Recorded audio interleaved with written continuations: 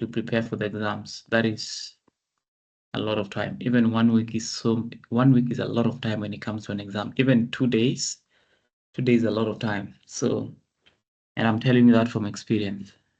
Another thing is that there's no single time you are going to read until you feel like leo nimesoma mpaka nimeshika kila kitu. That will never happen. It will not happen in anybody's life. Okay? So there's no single time that you'll read until you feel satisfied. It will not happen. That is how things are. Even if you're given 1,000 years to prepare for this exam, you will still feel that you're not ready after the 1,000 years. So what you can do is just have a plan in terms of what you want to read. Read everything. Once you do that, that's the best you can do. And then allow yourself to now condense and go sit the exams. And that is that. Okay, so please don't get worried about anything. All right, so I want us to start, and the class is being recorded. So if you have a question that is burning, something that I need to explain, please, it's your turn to ask so that I can explain it right now. Anything on conveyancing? We've done conveyancing in this is our 12th. No, this is our 13th class on conveyancing.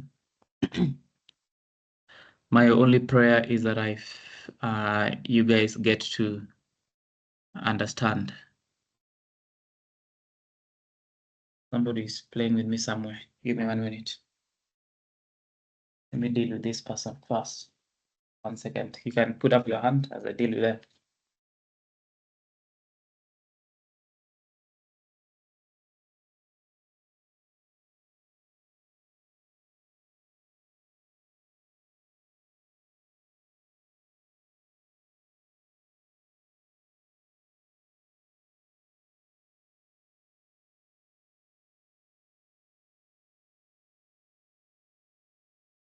Okay, so done. Yes, start with Angela. Yes, Mwalimu, thank you. I came across a situation where a purchaser has purchased a property until the point the conveyancing process has gotten to the point of transfer. Then the seller dies. So in such a case, does the property still go through the succession process, or has it passed to the purchaser? Because in such a case, the purchaser, the seller had had 3 wives who contested the sale, and yet the purchaser had already paid all the monies. It was just now awaiting transfer, the transfer process to be done. Then the seller dies. So in such a case, what happens? Thank you. There's a contract for sale, so the estate will have to transfer the property to the buyer. The estate, once they get the grant, they need to effect a transfer. They have to effect a transfer to the buyer simply because there's been a contract and he has performed his part. So the estate is bound by that contract. That is now contractual. That is contractual, okay? It is contractual in the sense that this person already paid. Sorry, he already paid for... Next in that is. Guys, why hearing things like that? Is that a human being chewing something like that? I thought this class was only for human beings. What are you chewing like that, my friend? I'm really concerned. I'm really, really concerned, genuinely concerned about that person chewing something next to you there. That person can eat you alive. Huh? Please, please, please. Let us chew like lawyers. As a lawyer, you need to chew like a lawyer. Okay? You're almost breaking my speakers. What about the person that is next to you there? You'll bring down the roof. All right, guys. So let's also mute our microphones and make sure that we maintain our privacy. Okay? That was somebody was asking a question and I was answering that question, and I was saying that in an instance where you've entered into a contract to buy a piece of land, and you have you've entered a contract to buy a piece of land, you have paid the purchase price, which has been accepted by the vendor. The vendor dies before they transfer the property to you, then the estate is bound by the contract. Remember that the estate must obey, not really obey, but the estate must perform all the contracts that were entered into by the deceased person. So all the contracts that were entered into by the deceased person must be performed by the administrators or the executors of the will. Now, if they don't do that, then that is a breach of contract against the estate, and normally you sue them for specific performance. Okay, you sue them for specific performance, asking them specifically to transfer the property to you. Okay, that is what it is. Are we together? So Yes. long as you performed your part, then the estate is bound. The estate is bound. Are we together? So that is so long as it's a contract. If there was no contract, then the estate will not be bound. But so long as it's a contract, like in the case that you've given us, then the estate will be bound to pay. And if they don't pay, they'll be sued for breach of contract. Okay, Tianga, Jennifer? Two questions, Mwalimu. One is on the remedies of the chargeor. I don't understand the difference between the remedy to reopen the charge and the variation of charge.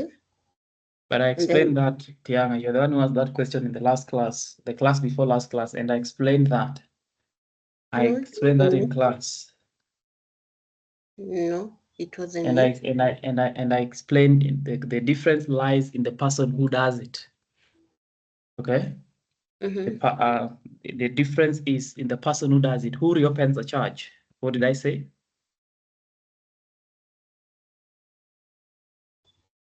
Who reopens the charge? What is the remedy of reopening? What do you know about it? If I'm not wrong, I think they reopen if you want maybe to revise the interest rate. I don't know if The question is not when you reopen. The question is who reopens. It's a question of who does the reopening. The chargee. Who taught you that? Okay, I'm a bit confused on it. That's why I'm asking. You can't be confused.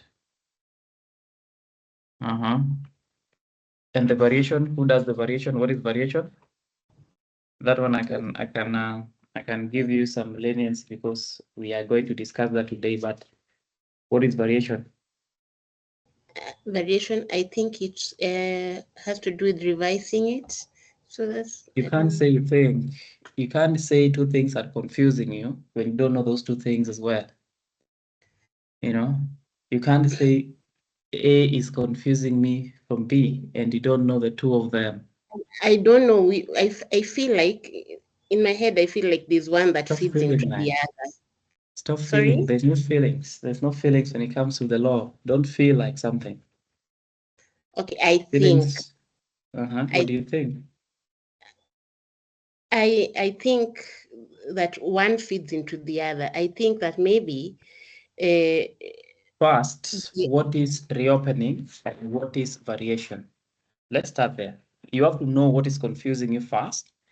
And then once you know what is confusing you, then that is when you can know the difference, but you can't say they're confusing you if you don't know the two of them. So what is reopening and what is variation? In reopening, it involves an order from the court to do so. And so I think the reason why I say I think one feeds into the other. And what is variation? Variation is to revise. You can't use a word to define a word.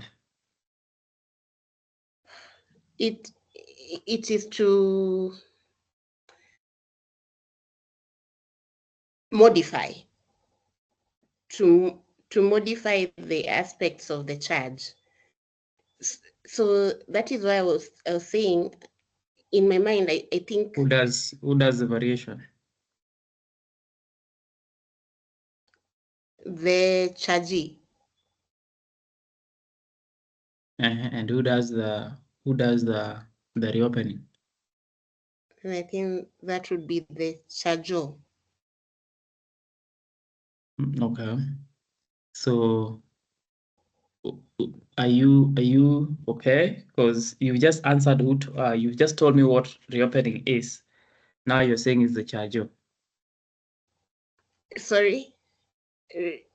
I've said variation is done by the charger, not the chargee, and reopening is done by the charger. Okay. So what is the confusion? Do you get the difference from that? Do you get the difference? So let me see. In my mind, I'm thinking variation, you first of all approach them to see if to approach the charger approaches the chargee to see if they can do the variation. And then in the event that they don't want to and they think it is just to do so, then that is when they proceed to court to have the court reopen the charge. Is that the position? So who does the reopening? Is it the charge or is it the court? The court gives the you order. said the charge. The court gives the order. So, but it is from a suit instituted by the charger. That's what I mean. All right. That is your first question. What is your second question? Oh, okay. The second question is when you're doing the searches, the historical search, are you able to tell whether there was fraud by looking at the historical search? Yes, you can. So in that case, since this was in the dinner management case, does this mean then you cannot you cannot plead bona fide purchaser for value if at all you didn't do the historical search? No, some aspects of fraud will not be in the historical search. You know, some aspects will not be in the historical search, and that is why you need to do more like the unofficial searches. You have to look at the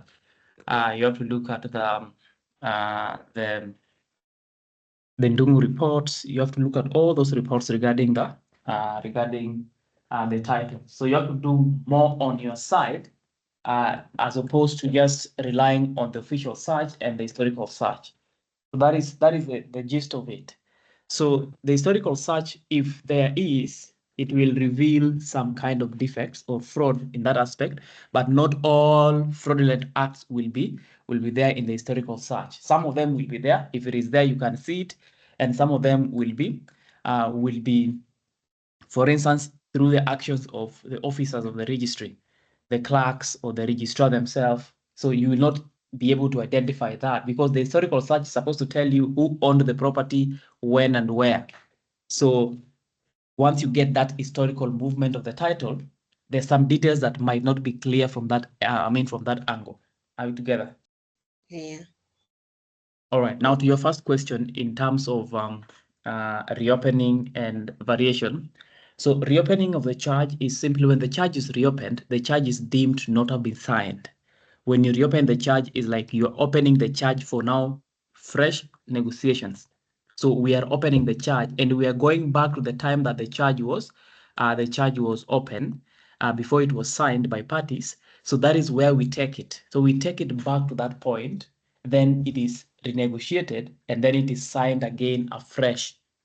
Okay, that is reopening. So reopening is only done by the court upon application by the charger. That is reopening. You reopen the charge because remember, it is assumed that once the charge has been signed, once you sign, you execute, then that charge is sealed.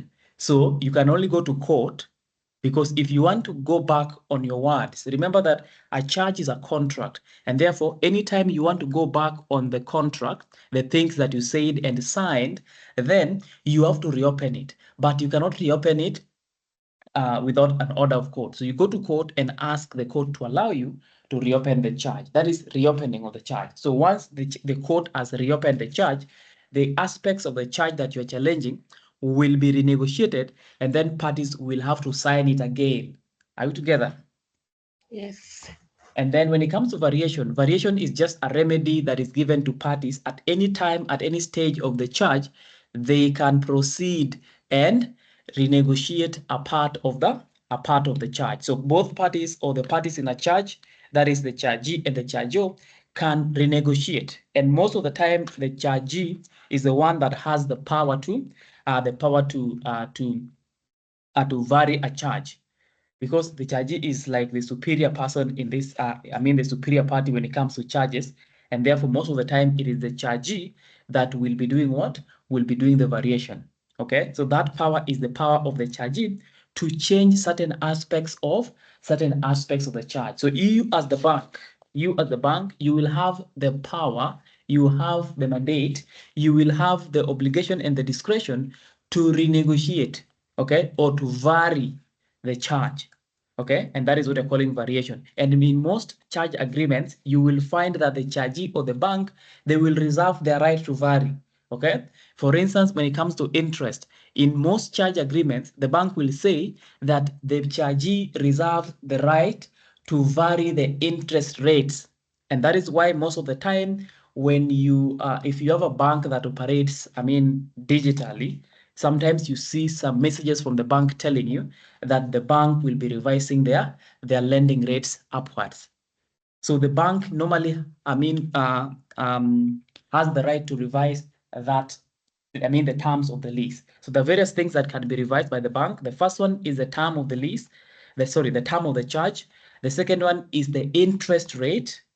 Okay. The third one is the amount and any other term contained in the, or any other condition contained in the charge agreement. And that is what we are calling the variation. So in terms of variation, there's only the rule that is provided for. The requirement is that you have to provide a notice. So when it comes to an interest, you have to provide a notice, and this notice is supposed to go to the charger, notifying the charger that you are intending to revise or to change the interest. And then that specific notice, after 2 months, normally the 2 months notice, it will become effective. And then you prepare the memorandum. That memorandum will be signed by both parties, and then it will be annexed on the charge. So in this instance, we have not reopened the charge, but we have changed something in the charge through a memorandum. Okay. Now it's just like a will and a codicil. A will can only be reopened by the maker of the will, but you can also have an option of not interfering with the will the way it is, but just doing a codicil to interfere with something in the charge. So if you want to interfere with it, the charge itself, you go to court and reopen it. But if you want to interfere with just a bit of the charge without necessarily the whole charge, then you vary it. That is for the chargee. So variation for the chargee and the question of reopening for the charger. But of course, you have to go to court Are we moving on the same page? Yes, Mwalimu, yeah, thank you. Okay, so guys, we've had a very good discussion in the last 2-3 classes in terms of charges, and I've explained that if it's your first time, of course, joining this class, you're most welcome. And please ask questions if you don't understand anything, of course. We are glad to help as long as you want to be helped. Okay. Now we have had a discussion on charges, and before we discuss charges, guys, I introduced conveyancing. I know and you know that I introduced conveyancing. When I introduced conveyancing, oh Jesus Christ, something's wrong with my laptop. Okay, so when I introduced conveyancing, I said there are 3 interests in land. There are 3 interests in land. The first interest in land is a freehold interest in land. It means when you see a piece of land outside where you are staying, or when you're going to work in the morning, or you're going to school in the morning, there is a piece of land that you pass, okay, along your way, or you see along the way. If you're going to the Kenya School of Law, if you have physical classes, you normally see a very huge tract of land just next to the school. Now, nobody owns that land. That land doesn't belong to anyone. All lands belong to the government. Nobody can come today or tomorrow and say, this is my piece of land. From today onwards, I'm walking with it in my bag. You can't do that. You can't own land like that. The only thing you can have in that land is what you're calling an interest in land. Okay, so the owner of that property has what you're calling either a freehold interest. It means that land belongs to him forever until he dies, and then to his children, and that and that and that. And that interest is called a freehold interest. And for that purpose, that person has a title showing that freehold interest called a certificate of title, which of course in your normal or in a layman's language is called a title deed. Okay, a title deed is a certificate of title. Number 2, that person could not be owning the property, but that person could be having a second thing called a lease. So people can also own property through leases. Okay, you can own property through lease. However, when it comes to lease, for you to claim that you own it, you must have a lease of at least 21 years. And if you have a lease of at least 21 years, then you get what you're calling a title. And the title when it comes to leases is a certificate of lease. Okay, a certificate of lease is the title that you get when you lease a property for more than 21 years. Why? Section 7 of the Land Act provides that any person that has a lease or long-term leases of up to 21 years or more than 21 years or 21 years and above are capable of conferring title. You can confer title through long-term leases. Are you together? So make sure you understand that bit properly. That is clear. And then secondly, you could see that piece of land next to KSL and you ask yourself, who is the owner of this property? And then you realize the owner of the property is not, the holder of a lease, neither is he a freehold interest. That person is only having a charge. So the bank will own that property by virtue of a charge that the bank has registered on that specific property. Are you together? And at the same time, this bank will have control over the property, not because the bank bought the property, but because the bank has an interest on the property, which is called a charge. And I've said all the time that leases, freehold, and a charge can all exist on one piece of land. In one piece of land, there could be all those 3 things. So the bank will have a charge. You get the point? So let me use somebody's name so that we can all understand. So I have a piece of land. My name is Jackson. I have a piece of land. Okay, that piece of land is from my grandfather. I'm assuming my grandfather was busy getting land, grabbing land, and when your grandfathers were busy chasing women and marrying many women. So my grandfather was busy grabbing land. Okay, so I have land that I inherited from my grandfather. That is the first one. Okay, now this land is, let's say, Nairobi Block 1. Okay, So for me as Jackton, I have a certificate of title on that property. It belongs to me forever and my kids. Okay. Now, this land, I have decided I want to lease it to Bishar, for instance. Okay. I'm leasing it for Bishar for 50 years. Okay. I've leased it to Bishar for 50 years. So Bishar will have what? A certificate of lease over the same land for 50 years. And then Bishar has decided, because he's a businessman, he has said he's using this specific property that I've leased to him to get a loan. So Bishar charges the property to KCB. So KCB will have interest on the property by virtue of being a charge. So KCB will have a charge. So you see how the same the same property can give rise to three interests in land. Or let's create the fourth one. So I give the property is mine, certificate of title in my name, and then I take that property and I give to Bishar on a lease of 50 years. Okay. Now Bishar being could be a person who is not staying in Kenya or is always in and out. Bishar decides that he's also going to sublease it to, let's say, Penina. So Bishar has a certificate of lease, but Bishar, because he's always not here, Bishar has decided that this land that I have for 50 years, let me lease it to Penina also for another 30 years. So in this instance, because Bishar is creating a lease from another lease that is already existing, then Penina will be having a lease. Are we together? So the title that Bishar will have is a certificate of lease. The title that Penina will be having is a sublease. Okay, so Penina is a subleasee. And then Penina decides that now for my 30 years, I want to charge this land to KCB. So KCB will have a charge. That is how that transaction is structured. So I have a certificate of title on the same property. Bishar has a certificate of lease on the same property. Penina has a sublease on the same property. And KCB will have a charge on the same property.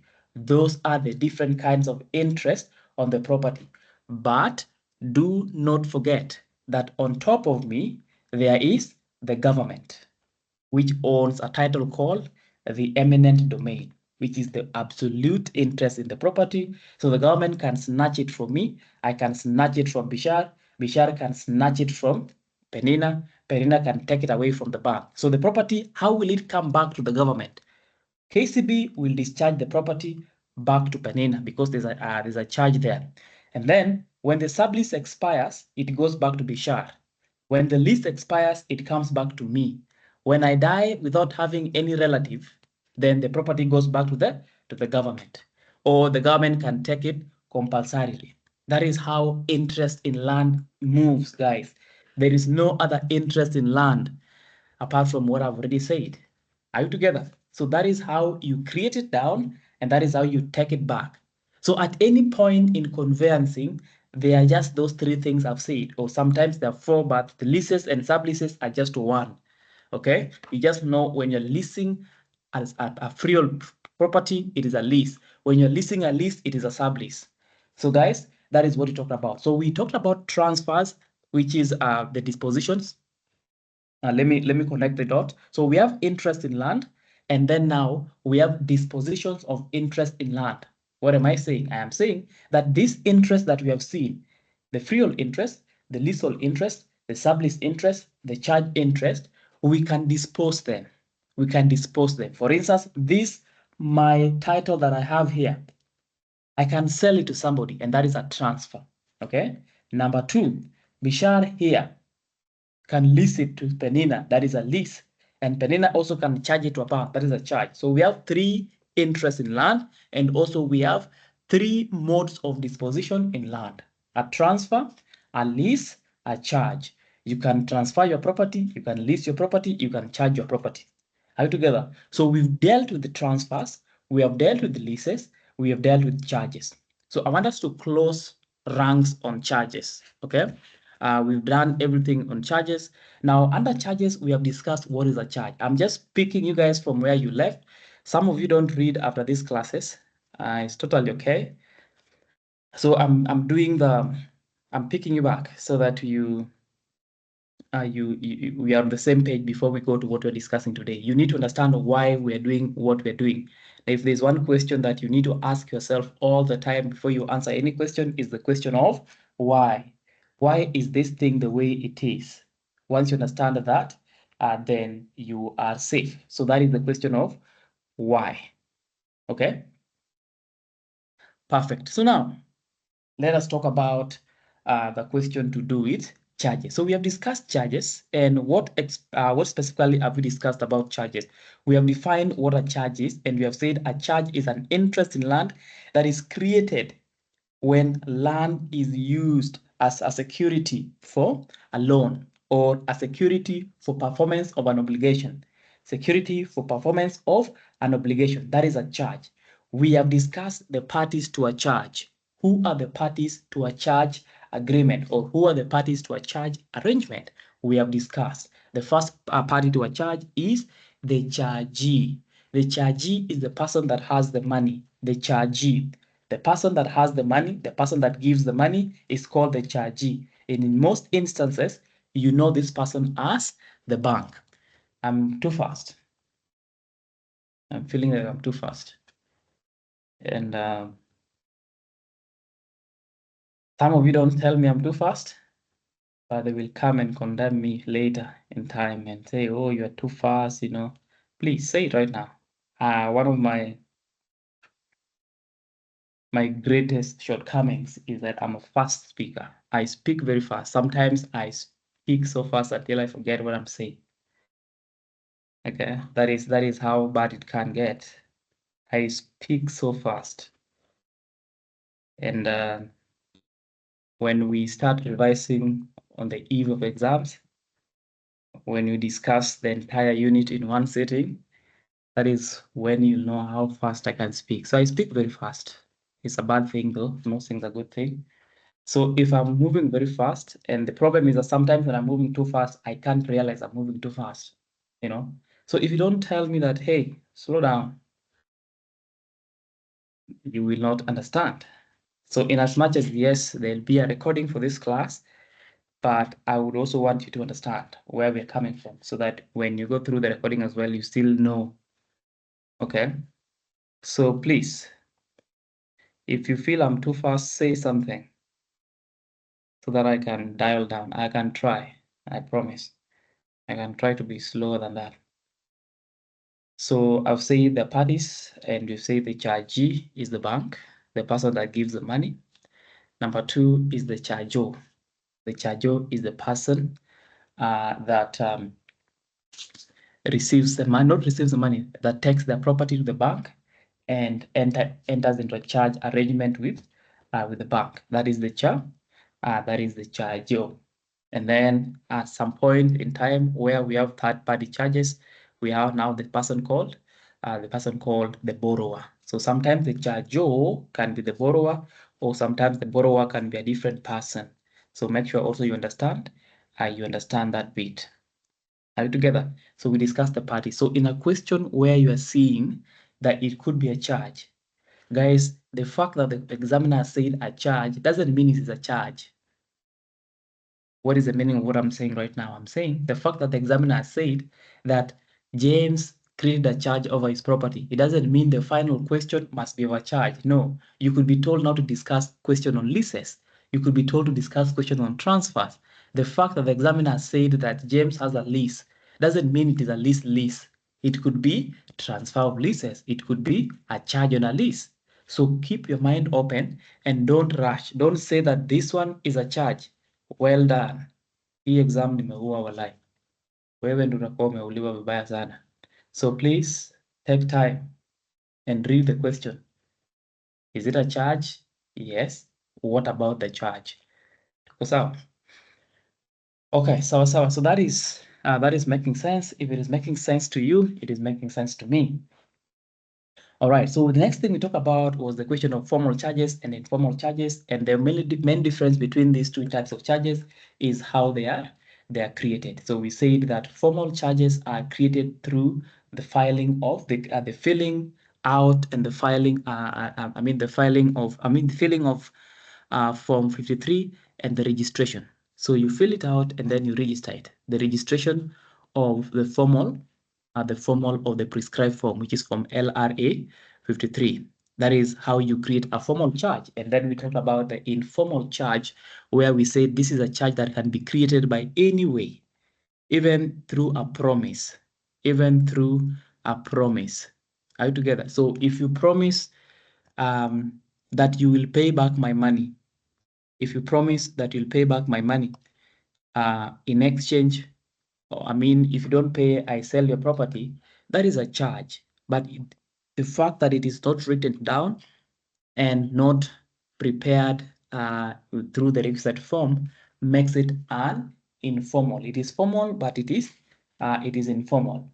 If you come from a village, some of you that come from the villages, and of course, most of you, some of you don't come from villages. They do, but they just don't want to say that.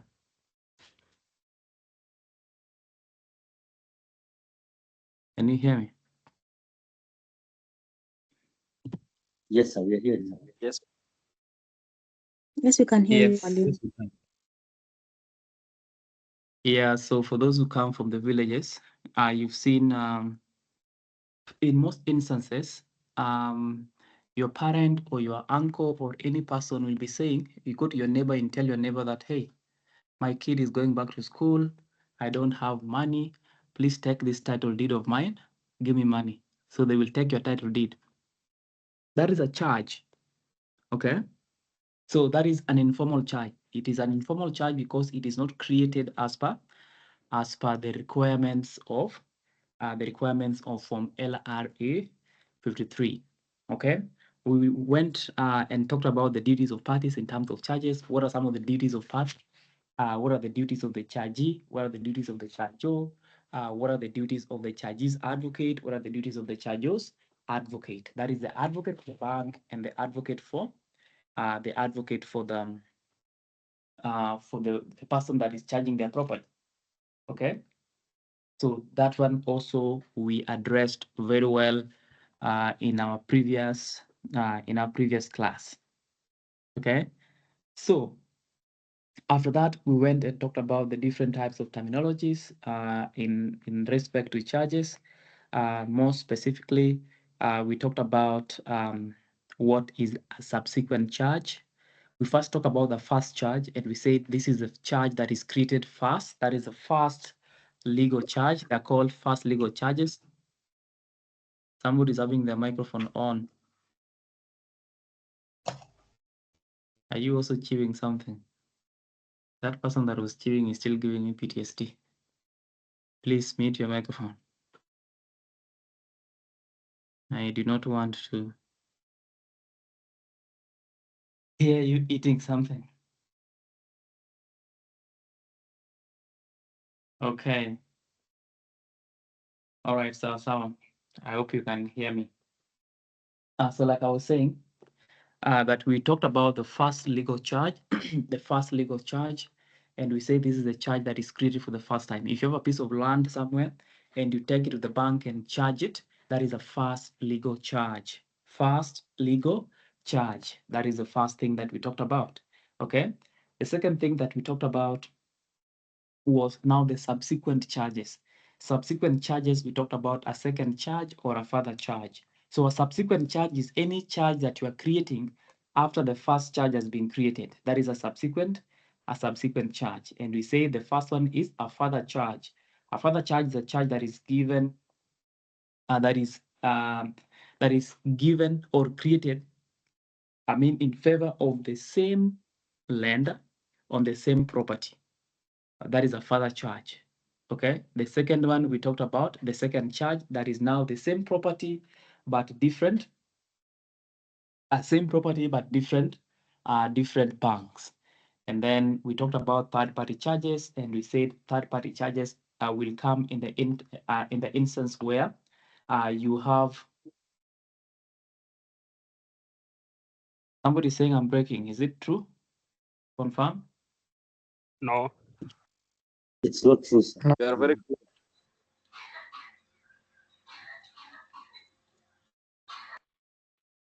Let's take some water. take some water. That person coughing like that. Okay, so please, if you can't hear me, you can leave and join again. Penina, leave and join so that we can add you back. Okay, so that was a third party charge. And then after that, we went straight and talked about the procedure of creating a charge. We talked about due diligence, drafting, payment of stamp duty, and registration. And then after that, we went and talked about now the remedies of parties. Remedies of parties, before remedies of parties, sorry, we talked about the consents and approvals, the various consents and approvals that you require whenever you're dealing with the charge, the different consents and approvals that you require when dealing with a charge. Okay, we talked about the spousal consent and the rule about the spousal consent. What is the rule about spousal consent? That anytime, okay, anytime you have a spouse and the spouse is taking a charge, over the matrimonial home. This only applies to matrimonial home, guys. It only applies to matrimonial home. So if you have a spouse that is taking out a charge on your matrimonial home, and then in that instance, the remaining spouse must give what you're calling a spousal consent. And this spousal consent has certain requirements. The first thing is that you must obtain an independent legal advice. You have to obtain an independent legal advice that is as per O'Brien versus Barclays Bank. O'Brien versus Barclays Bank, you must obtain an independent legal advice. Okay, we talked about that. We talked about that at length, and it is my understanding that you understand it properly and very clearly. Okay, and then we talked about the consent of the first chargee. If the property has already been charged, then the first chargee must consent. The first chargee must consent. If you're the third chargee, the second chargee must consent. So the previous chargees before the day you create that charge must consent. We talked about the question, the consent of the lessor. If the property is a lease, for instance, in our example, the lease was to Bishar, and Bishar charge the property, lease the property further or sublet the property to Penina. So if Penina is trying to lease the property, then Penina must get the consent of the child, the lessor, in this instance, who is Bishar. And then of course Bishar as well must get the consent of the owner of the property. And then we talked about now other approvals and consents from the government, the LCB if it is a freehold property, and of course if it is a county title, of course it is the county commissioner. If it is all types of consent that we talked about. Okay, and that was part of consents and approval. So we went and talked about remedies of parties, and we said that if this relationship comes to an end, if this relationship comes to an end, or if this relationship is too sour for parties to proceed, and this relationship I'm talking about now, because I know I'm giving some of you PTSD, please don't cry in my class. If this relationship that we have, that is the chargeo and the chargee, doesn't, proceed, then normally we need to talk about what are the remedies of the parties. If the chargee is frustrating the chargeo, okay, then what are the remedies of the chargeo? What can the chargeo do? The chargeo is the person that went to the bank and borrowed money. Now, if the bank is trying to frustrate him, what are his remedies? The first remedy is, of course, the remedy of notice. What is the remedy of notice? This person can can demand notice from the chargeo. So the bank must always send you notices. The bank must send notices regarding this specific transaction. The bank cannot do anything without sending a notice. If the bank tries to do something without a notice, then that specific that entire action will be null and void.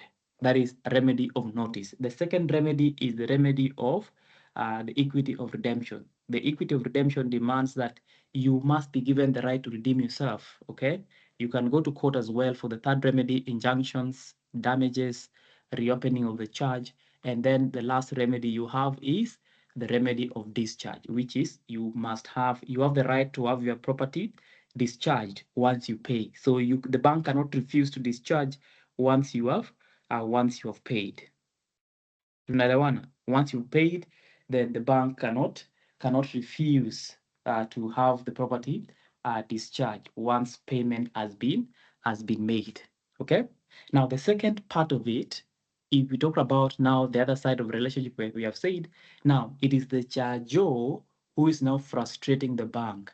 The charger doesn't want to pay, and that is the only thing that the charger can do. The worst that the charger can do is to refuse to pay. Okay, refuse to pay. And please don't take out a loan if you can't pay. You know, like I've said most of the times, some of you don't even need loans. They just have demons of loans. They just like loans. Like they'll be doing something, they see a very nice app, like, do you know you can get money in 15 seconds? They get that money. They don't need it. They're just taking it because they don't feel nice when they don't have a loan. Okay.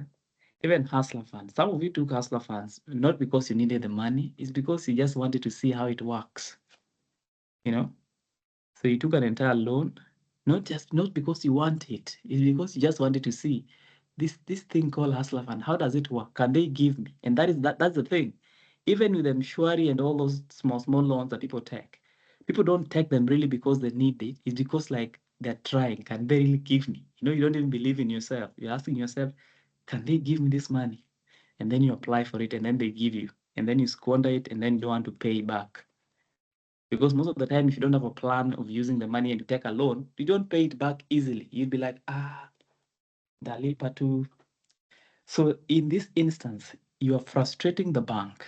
So what can the bank do with you? That is the remedies of the bank. Now, guys, charges, a conversation about charges can only take us 30 minutes. Within 30 minutes, we are done talking about charges entirely. Because what is that? So the only thing you need to understand is what is a charge and the parties within the charge. Okay, number one. Number two, how do we create the charge? Okay, number two. Number three, what are my remedies? Full stop. There are only three things you need to understand about charges. What charges are and the parties and their duties. How do we create a charge? The procedure of creating a charge. And number three, the remedies of parties. Everything else will fall there because that is all about charges. Okay, so remedies of the charge we have discussed. Okay, now what are the remedies of the chargee, the bank? Okay, the first way, or if the devil is keen on having you fail this exam or this specific question, what they will do is they will confuse you, or they will have you confuse between the chargee and the chargee. Guys, those two words are related. They sound almost the same, but do not confuse them, because once you confuse them, you will not get it right. You can't just get it right. So please do not confuse the charger and the chargee. Are you together? Do not confuse the charger and the chargee. I am begging you not to confuse. Are you together? Now, what are the remedies of the chargee? Now, sometimes the examiner will not call him the chargee. Sometimes the examiner will call him Abdi. The remedies of Abdi. The remedies of KCB. The remedies of Kenya Women. The remedies of this circle. So the chargee can be anyone, a natural person, even a church can be a chargee. Yes, a church can be a chargee. The church can give you a loan, though the church is not supposed to give you a loan. But we have churches in Kenya, in Nairobi actually. Some of you go to those churches. They do so well in terms of their financial health. And because they're exempted from paying tax, they make a lot of money. You see a church that has billions and billions of shillings, you know. So that church can, involve itself in business. We have seen churches doing business. So that church can give you a loan. They can say, wewe ni kondoo wa hii kanisa na unateseka, kuja sisi kama kanisa tutakupea loan. It's very ridiculous, but of course some churches do it. So in that instance, that church is the chargee, the chargee. A circle, okay? A circle can be the chargee. Your friend, your neighbor can be the chargee, okay? You can also have Shylocks being the chargee. So identify the chargee. So if you don't pay the money, what is the remedy of the chargee? Okay. Now the first thing you understand is that at any specific point that you default as the charger, there are two remedies that will kick in automatically. Guys, when you default, there are two remedies that will kick in automatically. Number one is which one? Number two is which one? Put up your hand.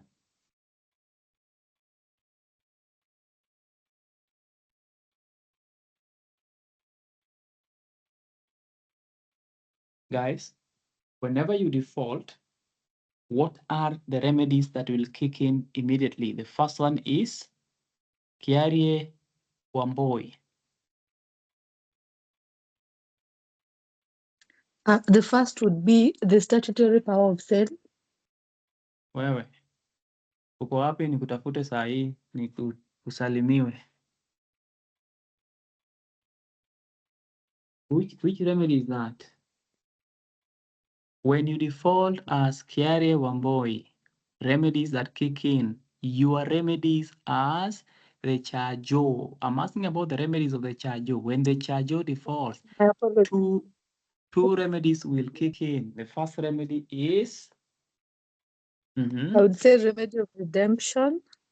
that is the first one. Thank you very much. So when the charger defaults, the moment you default, then your two rights, the two rights and the two remedies will kick in immediately. The first one is the equity of redemption. The moment you default, pap, the equity of redemption will kick in. That equity of redemption demands that the chargee cannot come and say that we are now taking your property. Don't even pay. Don't worry about it anymore. So the charger will have the right to redeem themselves. So the bank cannot say, okay, you have refused to pay, you don't want to pay, you've defaulted, just go your way with the money. We don't want the money, we will take your property. That is not possible. Even through an agreement, that is not possible. So that is the equity of redemption. Okay. Now the equity of redemption demands another remedy, which is the remedy of what? Now, because the chargee, because the charger has the equity of redemption as a remedy, that specific redemption will demand something, and that something is also a remedy of the charger, which is what? Let's talk to Irene Kalunde.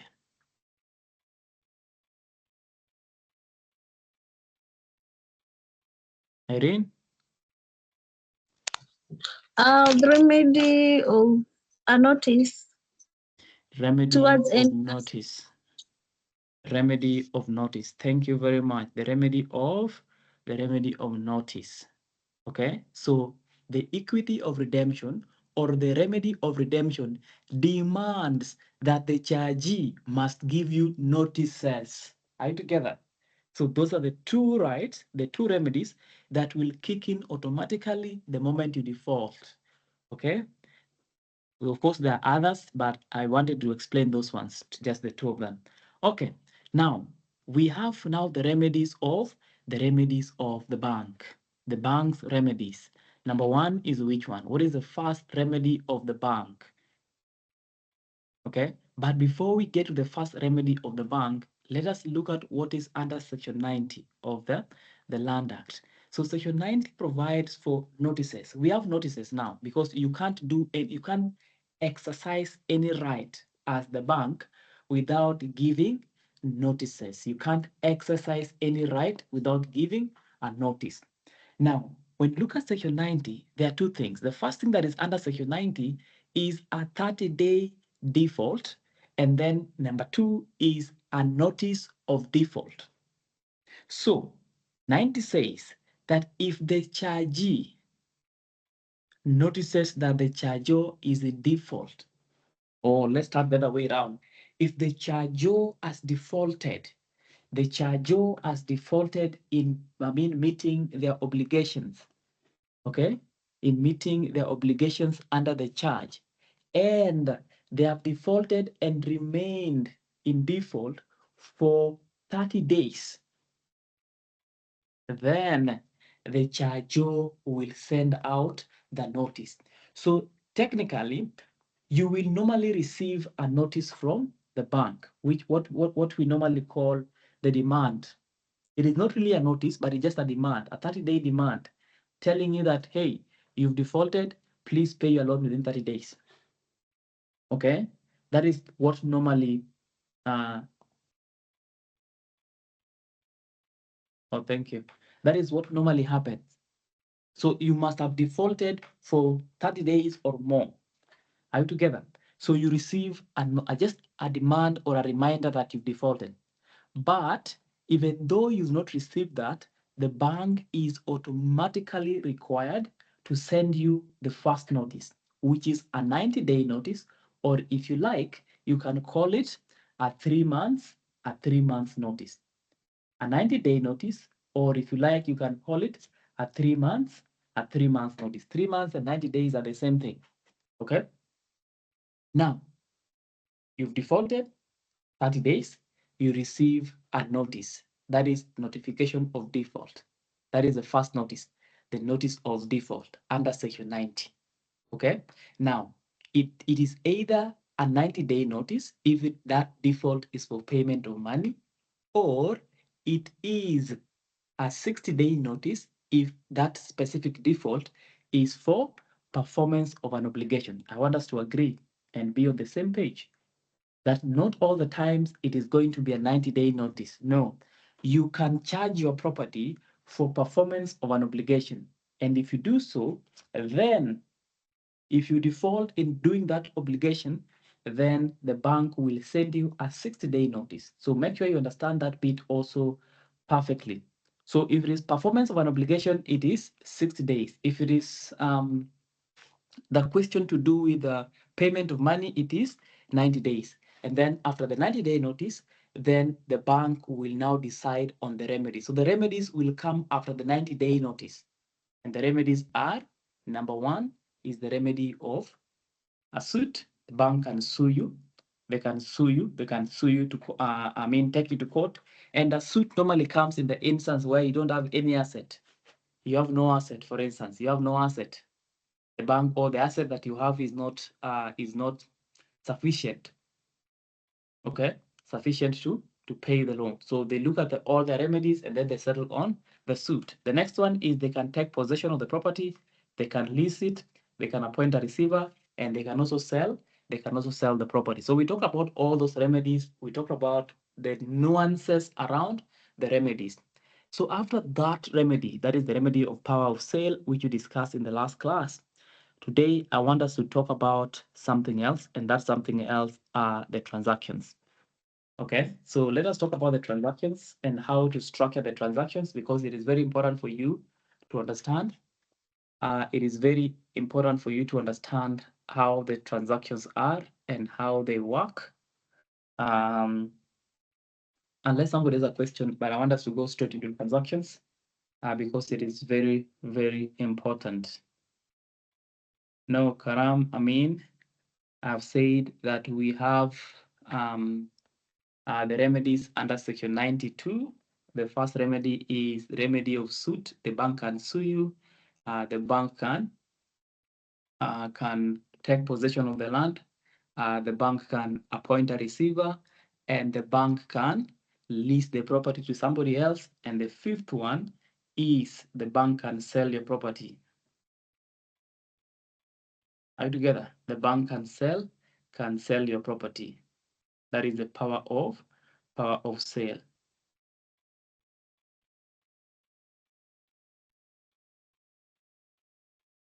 True, sir?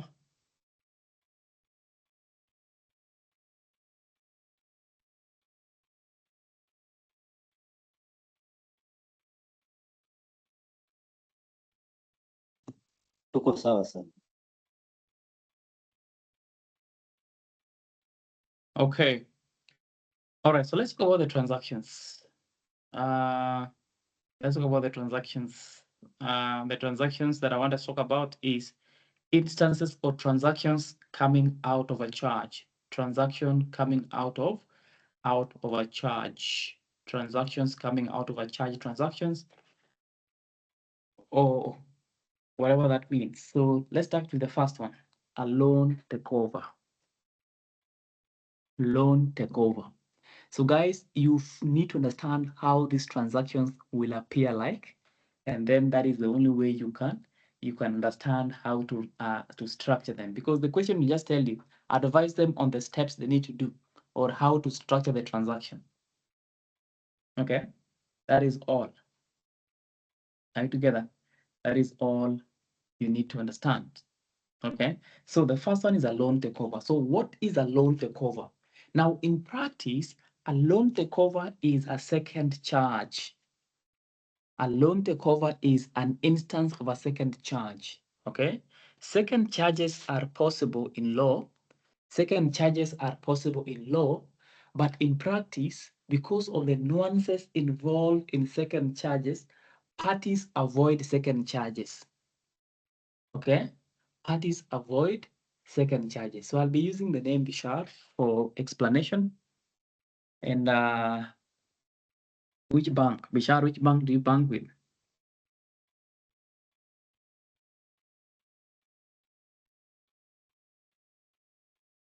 Well, Bishar was in this class. Or he's not here. Any person that can use the name, put up your hand. I can use your name. Penina, which bank?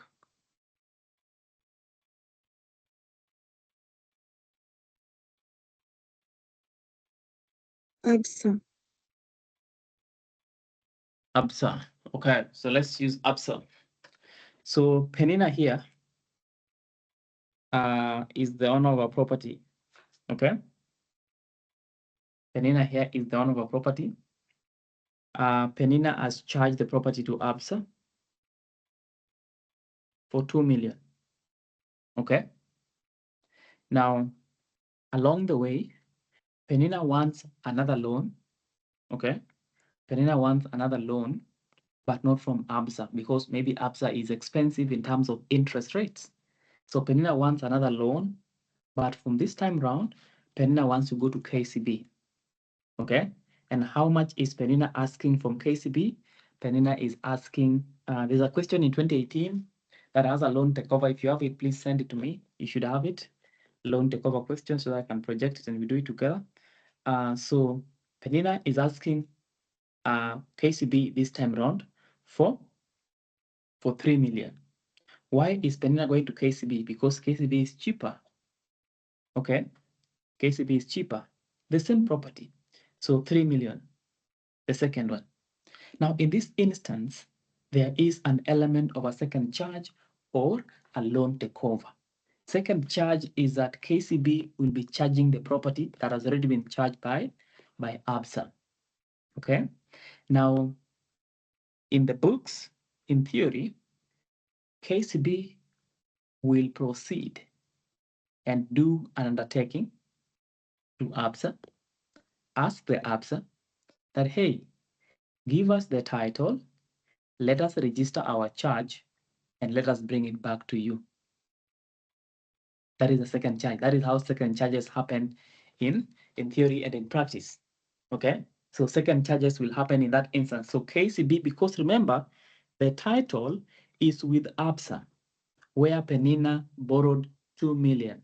Okay, the title is with Absa, but Penina is now at KCB. So what will KCB do? KCB will write to ABSA, telling ABSA what? That we have accepted to give Penina a loan of 3 million. Number one. Number two, we do understand that you previously advanced Penina a loan of 2 million, and therefore you have a copy of her title. Okay.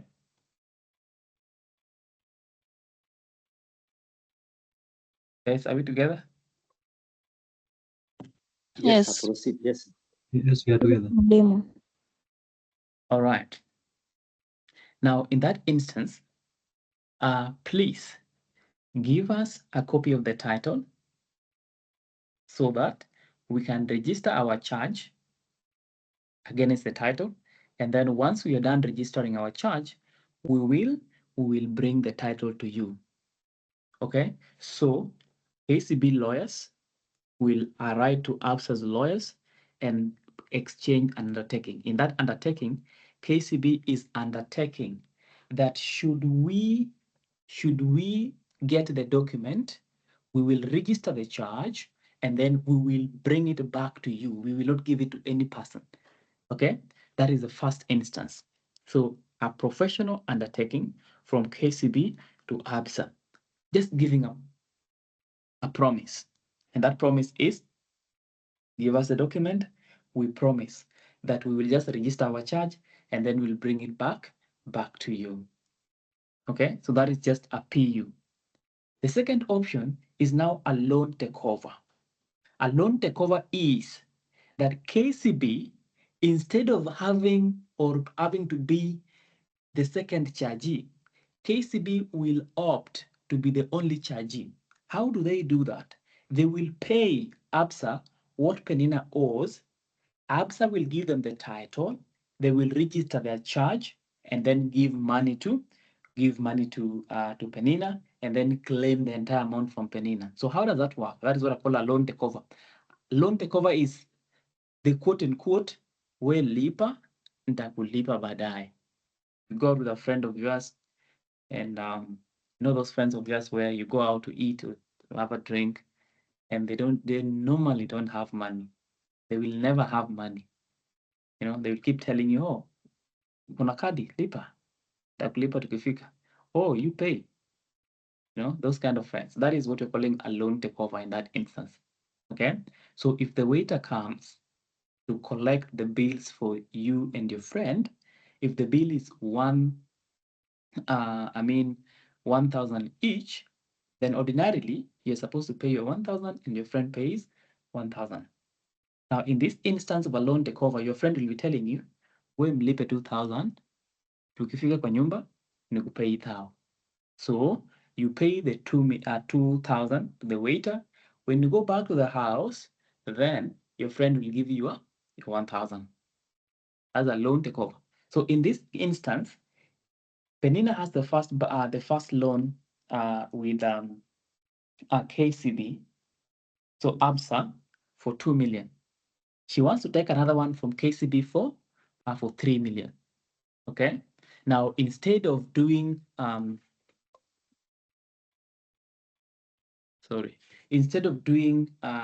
second charge, KCB will write to ABSA and tell ABSA that please do this. Number one, discharge the title, make it clean.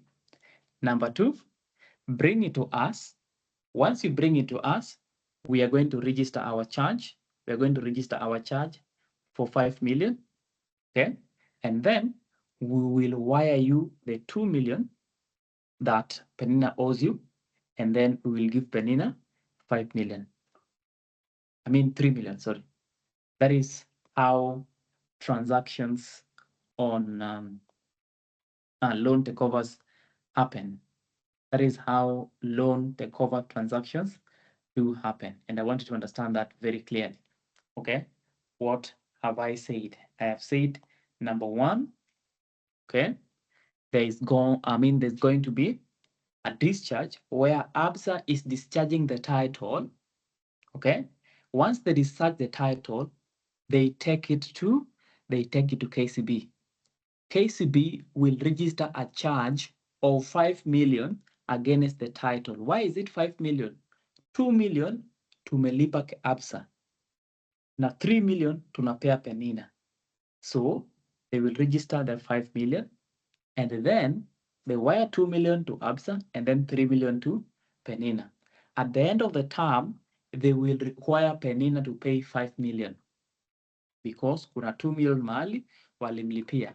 So that is a loan takeover. So KCB, which is the second bank, takes over a loan from the first bank in favor of the charger. Guys, are we making sense?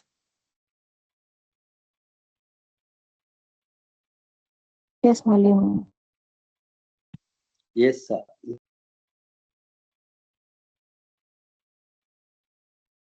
Okay, that's fine. If we are together, that's fine. So that is a loan takeover. So what is involved in a loan takeover? You can be told to discuss the documents to be prepared. What is the first document to be prepared? A professional undertaking from KCB to ABSA, where KCB is undertaking to receive the document and to register their own charge and then wire the money to ABSA. That is the first one. The second one is the discharge. A discharge is being done by ABSA, where they discharge the title and then they send it to the second bank, which is KCB. The third document is a charge, where now KCB is charging the property for 5 million. Are we together? So that is a loan takeover. The next question that can come out of that is now, what is the stamp duty consequence? What is the stamp duty consequence in this transaction? The first stamp duty consequence is the discharge for 2 million, which is 0.05 times, percent of 2 million. Who pays the stamp duty on the discharge? Penina. Okay. The second one is the stamp duty on the charge. And in this instance, how much is the charge? The charge is 5 million. So 0.1% times 5 million. Who pays? Penina as well. Are you together? So that is how the transaction is structured. Those are the documents supposed to be prepared. And then that is the stamp duty consequence. Guys, are we together? Question? Kabisa, sir. Ngeno. Yes, Mwalimu, I'm looking at the 2 points that you mentioned. One, on KCB giving a professional undertaking to ABSA, and on KCB paying the outstanding loan amount. Are those two instances now of loan takeover, or we just stick to the second one? I didn't catch your question. I'm saying you've given two instances. One, KCB is giving an undertaking to ABSA, requesting for the title. Two, KCB paying the entire outstanding loan amount. Now, are they both loan takeovers, or we just stick to the second one where KCB is clearing the loan? What is a loan takeover? From a layman, so assume you're a layman now. What is a loan takeover in your understanding? Sort of a second charge. Wewe usijaribu kunitafuta, usiwahi jaribu kunitafuta. What is a loan takeover?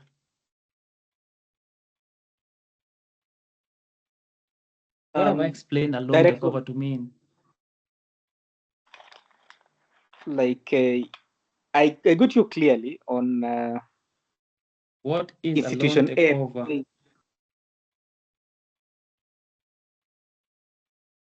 Maybe KCB taking over a loan that was taken from another institution.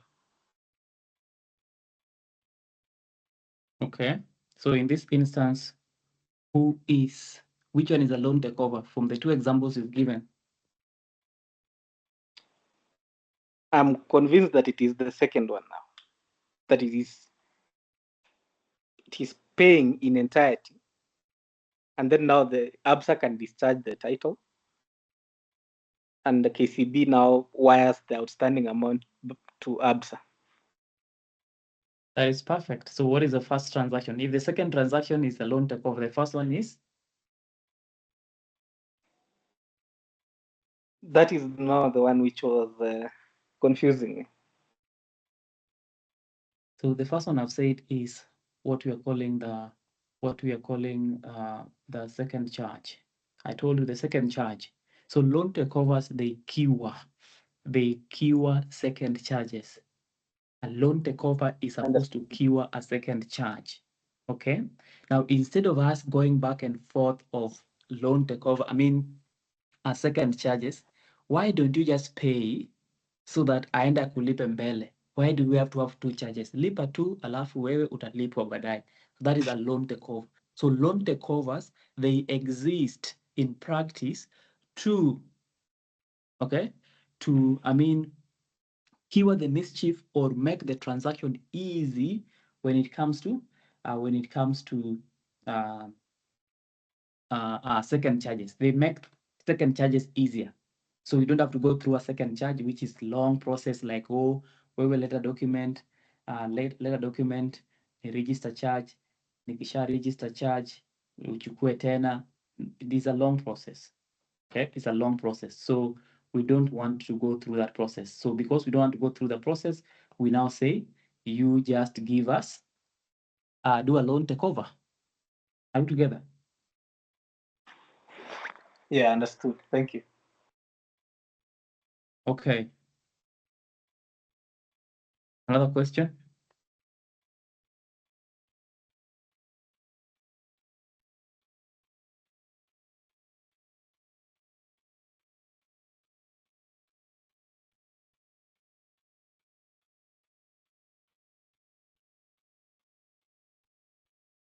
Chris?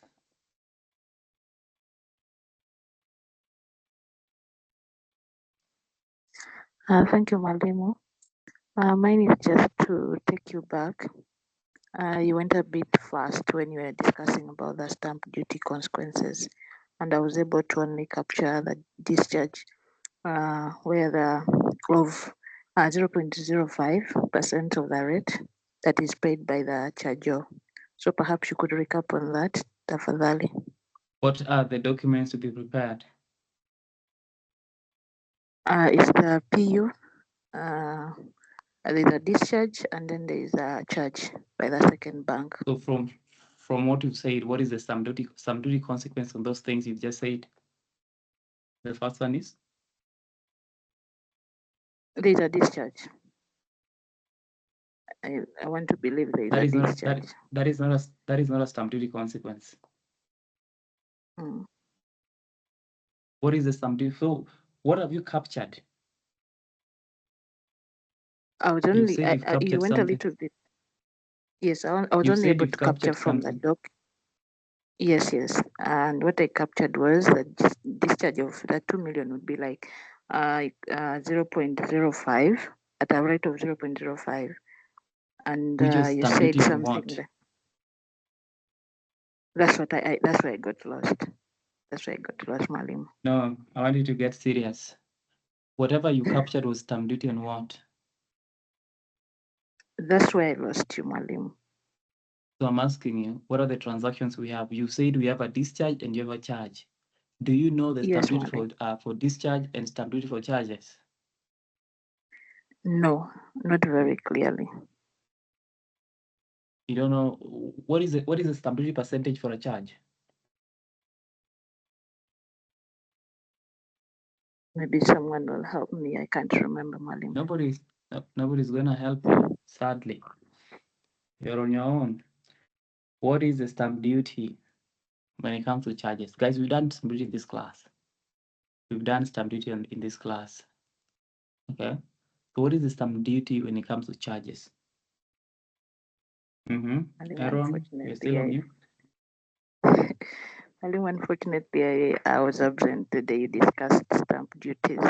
That is too bad. Too bad for you for being absent. What is the stamp duty for a charge? What is the stamp duty for a lease? What is the stamp duty for a transfer? Can I please request somebody to help me, Malim? Nobody's helping you. Sadly, you have to think about it. That is the only way to remember. And we have time. Yeah. Personally, I do. Have you ever attended any class on stamp duty? No, Malim. Never in your That's life. why I think I got lost. No. Never in your life. This is the first time you're hearing about stamp duty. No, I've been hearing about stamp duties, but I've not attended like an entire class What on have you stamp had? duties. Let's speak what you know first. So what have you heard about stamp duty? We start there. What I've heard of stamp duty normally is paid by the chargee,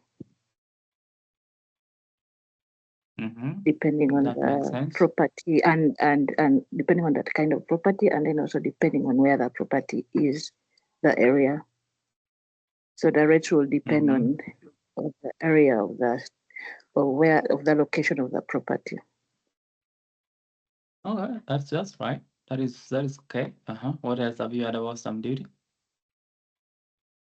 That's the best I can remember, Malim. What is the rate? What is the rate of stamp duty? Am I allowed to Google? I mean, you can if you want to. Like I've said, you're on your own, so you are just yourself and your phone. If you can, fine. What is the rate of stamp duty? Because I want you to, or the alternative is I will give you an assignment on stamp duty and you give us a presentation in the next class. That is the only way you remember stamp duties and never forget about them. So, but that aside, what have you copied? What have you written? I only wrote a discharge of 2 million and then at a rate of 0.5, which is paid by the charger. That is not what we're saying. That is even wrong. But this is the first thing I'm giving you. So the first assignment you have today is to go through stamp duty. Stamp duty will be set in that exam. Stamp duty is gonna be set in that exam. And when you're saying that you've never heard of stamp duty, that is a very unfair assessment because it's not true. You've had stamp duties before. It's not the first time you talk about stamp duties. So the first thing you need to do before you go to bed is make sure you understand what stamp duty is. What is the stamp duty? What are the rates? We have talked about in every instance when it comes to every transaction, the three of them. I've said the transfers, the leases, the charges. We have talked about the rates. If it is a transfer, who pays the stamp duty is the transferee, the purchaser, 2% or 4%. If it is a lease, the person that pays stamp duty, I've said, is the lessee. And in that instance, it's either 1% for leases below 3 years or 2% for leases above 3 years. And we have to, and of course, that is 2% of the annual rent or 1% of the annual rent. We have talked about charges, and I've said there are two things in charges. There's a charge, there's a discharge. A charge is 0.1% of the charged amount, the loan amount. If the loan amount in our question was 2 million, it is 0.1% of the 2 million. If it is a discharge, it is 0.05% of the charged amount. 0.05% of the charged amount for the discharge. Discharge is 0.1.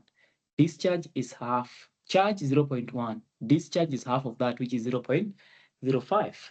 So in that aspect, I will give you an assignment that I've given in almost all classes. Please look at stamp duty and CGT and the exceptions of that.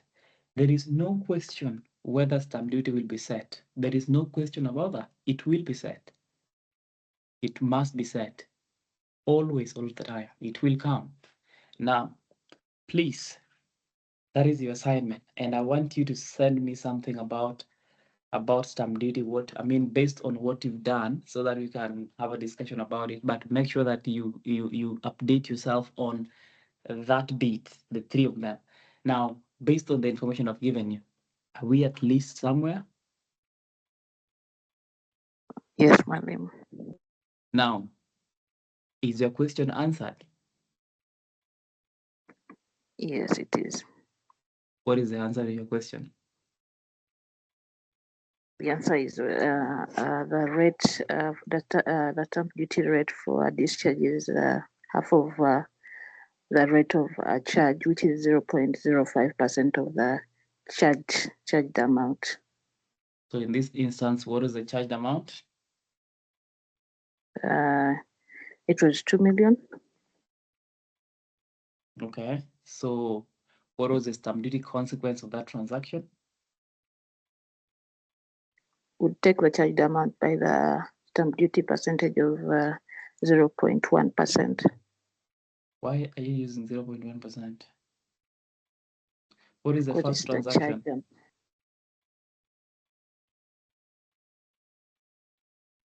What is Is the the first transaction? Is the discharge. Discharge, which is what percentage? The discharge percentage is 0.05%. Perfect. The second transaction is? Would be a charge Which by the is? second bank, which would be 0.1% Of how much? of the charged amount. Which is how much? So I would take it to be the charged amount would be the second facility that the second bank is offering to transfer to the charger, plus the one that was owed by the charger from the first bank. So which we have the total of 5 million. Amazing. So you are now an expert. You're an expert in charges and stamp duty on charges. So that is the way we do it here. So, but I'm not letting you off the hook. Please.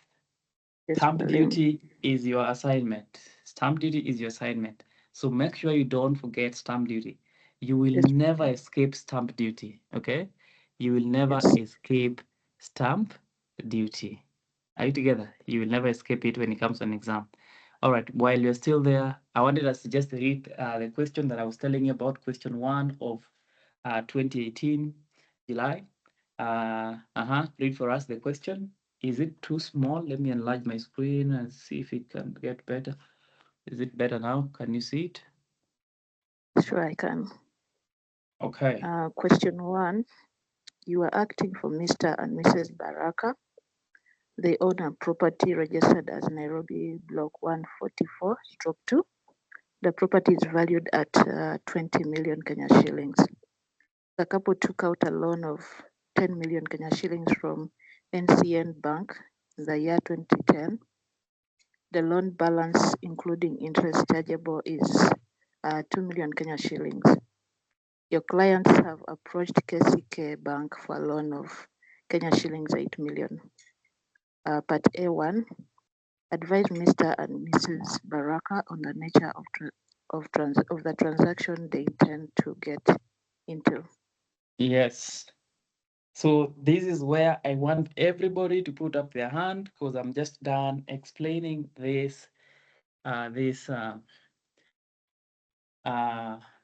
part. So please put up your hand, everybody, and then tell me what the answer is. So the first thing is, what is the nature of this transaction that we were talking about? So guys, this is what I mean by when I talk about the transactions and charges, this is exactly what I mean.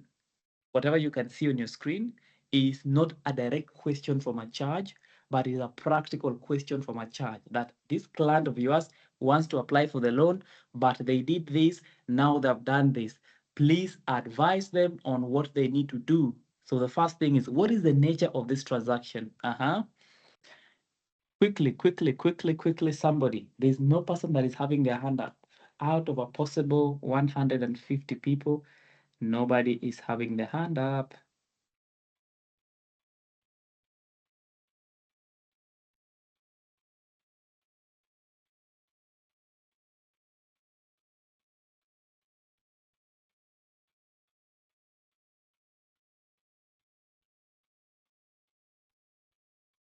Okay, let us start with Yeah, 12. So in terms of the nature, just tell us what this transaction is and what it is involved in. What is involved in this transaction, what it is about.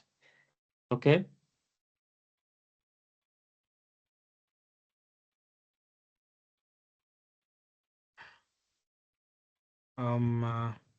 The nature of this transaction, I would say, is it's a takeover of a loan. Can you use an active language?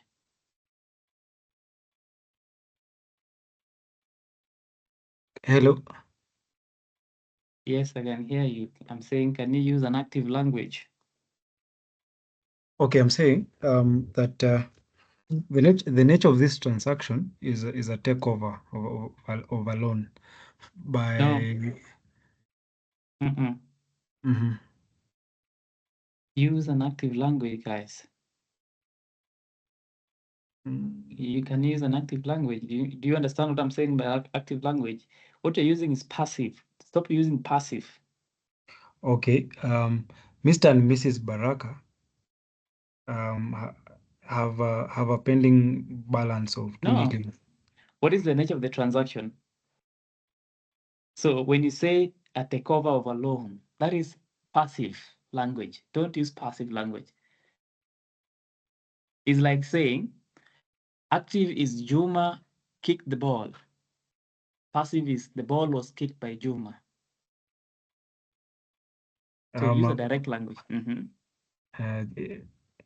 The loan takeover. Yes, just say a loan takeover. Don't say a takeover of a loan. It sounds funny. Yeah. Okay. When you say a takeover of a loan, it sounds funny. So just say a loan takeover. So that's where you get your 1 mark. So what is this loan takeover thing? From this transaction, what is being taken over and who is taking it over? That is what is remaining for you to get your other mark. Proceed. So initially we had a loan from NCN Bank, which was 10 million, and right now the balance is 2 million plus the interest. And now Mr. and Mrs. Baraka have approached KCK and they intend to take a loan of 8 million. I think You've not explained what happens in this transaction. What makes the loan takeover? So ideally, KCK will have a professional undertaking with. Before you explain the procedure. Okay. It's like telling me, if I'm asking you, I need to go the Supreme Court. Sorry, I need to go sit exams, or I want to go to go petition to be admitted as an advocate. So you'll tell me if you want to do that, then that means you prepare documents and go to submit them to the Supreme Court. Okay, but what you're now explaining is the procedure where you're telling me, take a shower, wake up early, take a bus.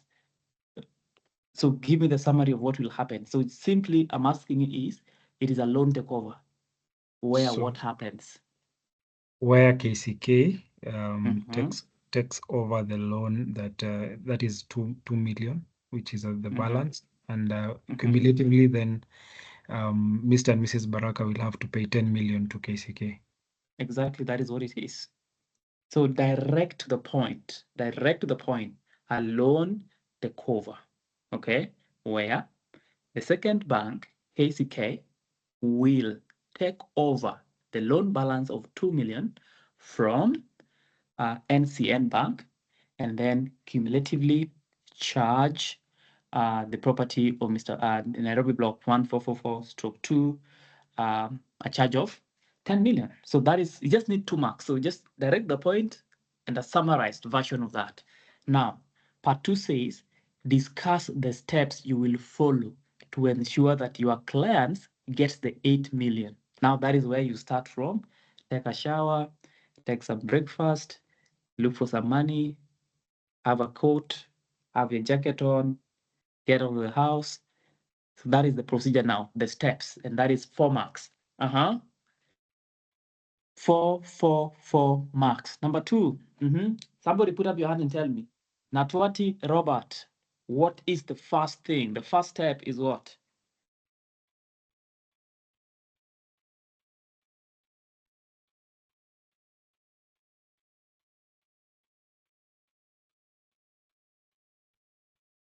Okay, Gadoni. Gadoni?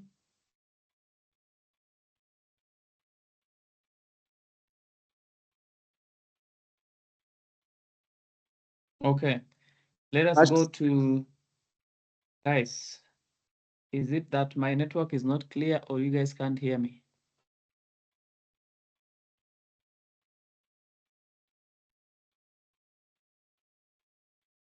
Jackton, I think the first step is to make an application for the loan. They have already applied. They've already applied.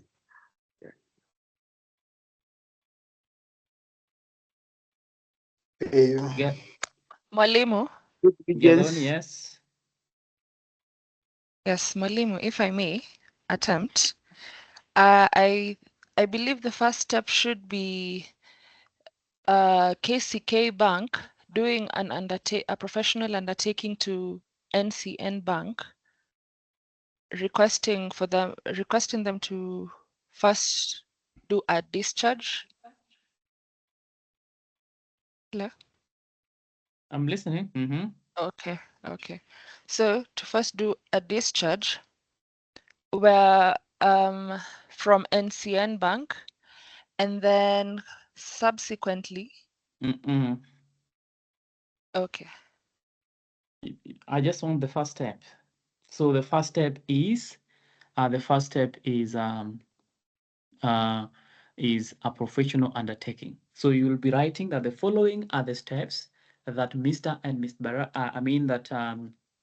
and Ms. Baraka, or that will be followed to ensure that Mr. and Ms. Baraka gets the 8 million loan. Step number 1, a professional undertaking. 2, NCN Bank. Make your work neat. Okay. Under that, you explained that KCK Bank will do a professional undertaking. But remember, guys, who is issuing the professional undertaking? The advocate representing the party. Okay.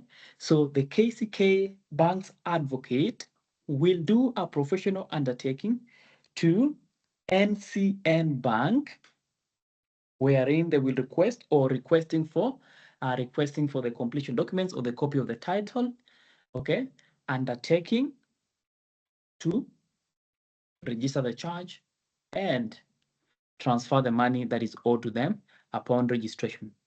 Summarize, don't say a lot. So they will do a professional undertaking to NCN Bank, requesting for the title, okay, in exchange undertaking to register the charge and wire the money. Okay, what is the second process?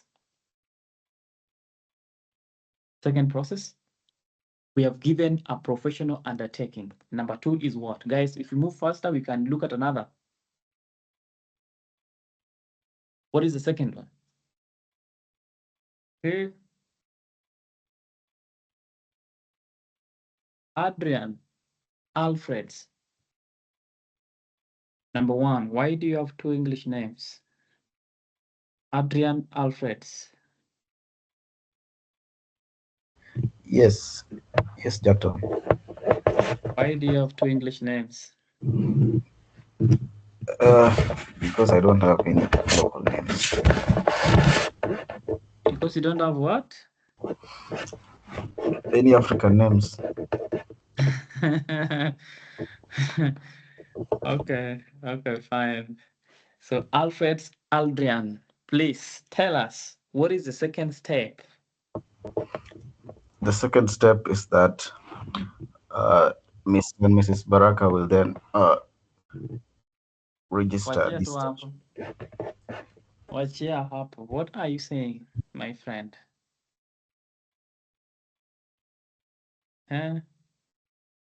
Guys, Aldrian, please don't try me. This has nothing to do with Mr. and Mrs. Baraka. Okay? So Owino Eric. Alfred, pay attention. Owino Eric. So there will be a discharge of. Come again. There will be the second step is to for the discharge by. Thank you very much. So you write discharge of charge on Nairobi block 144/2. That is a discharge. So explain what happens in the discharge. So So in the discharge Mhm. of 200,000, in which there will Where? be a stamp. Wewe umeonja kitu 200,000 imetoka Okay. wapi? No, 2 million. Sorry, a discharge of 2 million. You don't with discharge a money. stamp. Hey, you don't discharge money. What is being discharged? We will be discharging the title, that is Nairobi. You don't discharge the title. What do you discharge? We discharge the charge. Thank you very much. So which charge are we discharging? And who is? So So just tell us who is discharging and what are they discharging? Full stop. Don't go into the details of what happens. No, just tell me who is discharging what. So NCN Bank will be discharging a charge of 2 million. No, just say that the second thing is the discharge of the existing charge of 2 million on the property. So in this instance, we are talking about NCN Bank will proceed and discharge the charge on Nairobi block 144/2. Okay, that is the second stage. As simple as that. Nothing else. Don't complicate it. The more you speak, the more you destroy. So the first one is professional undertaking. Just tell us from who to who, saying what. Second one is a discharge. Discharge of what? So who is discharging? NCN Bank is discharging, okay, the charge on Nairobi block 144/2. And then after the discharge, the title is sent to KCK Bank. The third stage is what? What is the third stage? Natwati. Mwalimu, I had a question before you move to that. Are we discharging 10 million or are we discharging 2 million? I thought we are discharging the whole charge that was registered on the title. Natwati. Mwalimu. 2 million. Umetumwa. Okay, Mwalimu. So if we are discharging the 2 million, then the next step will be. Why are we discharging the 2 million? The balance, the loan balance. Yes, it's written there. It's written there. So the loan was 10 million, but it was paid until 2 million imebaki. So that is answered. So what is the next step now? Tell us the next step. The next step will be payment of stamp duty and registration of the charge. Okay, I will let it fly. But what charge is being registered and who is registering the charge? KCK is the one registering the charge. Of what? Of how much? That is a charge of 10 million. Why is it 10 million? Because his loan is 8 million. I'm imagining that Stop imagining. Leave alone imagination. I think that he has taken a loan of 10 million of the same amount that was charged before, that he had taken from NCN Bank. Sangeni, why That's are we not- registering a charge? Why are we registering a charge of 10 million? We are registering a charge of 10 million because the property is valued at 20 million, and the NCN, he has taken over. Natawati, yes, you're going very far. You want to go to Kitale from Eldoret, but you are still flying to Mombasa and then go to Kisumu and come back to Kitale. Don't go far. Why are we taking a loan, or why are we registering a charge of 10 million? Because guys, if you don't understand why it is 10 million, then we don't need to discuss this question. You'll still get it wrong. You cannot answer any further question. It means that what I've explained right now has not sunk. Okay?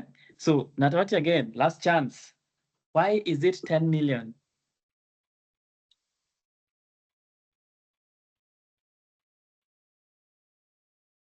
I think it's because it is a loan takeover. So if it is a loan takeover, every loan takeover is 10 million.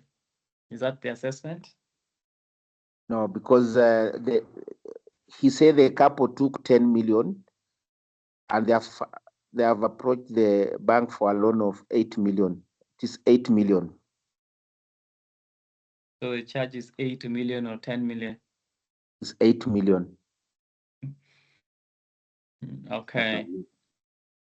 Sawa. So let's have somebody called. I want somebody to explain that point and to ensure that Gertrude Kimani, please, what is the loan amount and who is registering it and why is it that amount? Gertrude? I'll attempt, but mine was also a question about the discharge amount.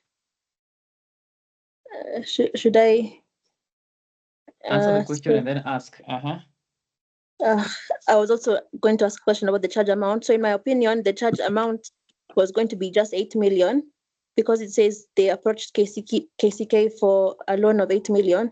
So I was assuming 6 million would go to Baraka and then 2 million to NCN. Relax. But from what you said, why are you giving them 6 million? They've applied for a loan of 10 million. Don't be creative like that. You're thinking too deep. No, don't go that deep. That is too serious. Why you talk about 6 million now? because it says your clients have approached KCK for a loan of 8 million. So okay. 8 minus the 2, so they would get why the you 6 minusing for the 2? whatever Why the you purpose. minusing the 2? Nimekuja kwako na nakwambia nataka loan ya 8 million. Wewe kama bank, mbona unatoa 2?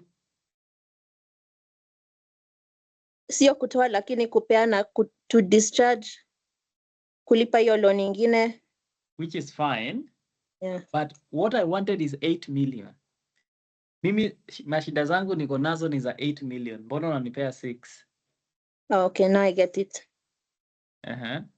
Okay. All right, let's have somebody explain to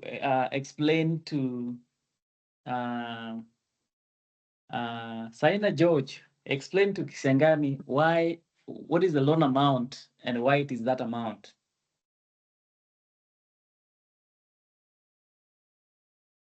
Saina?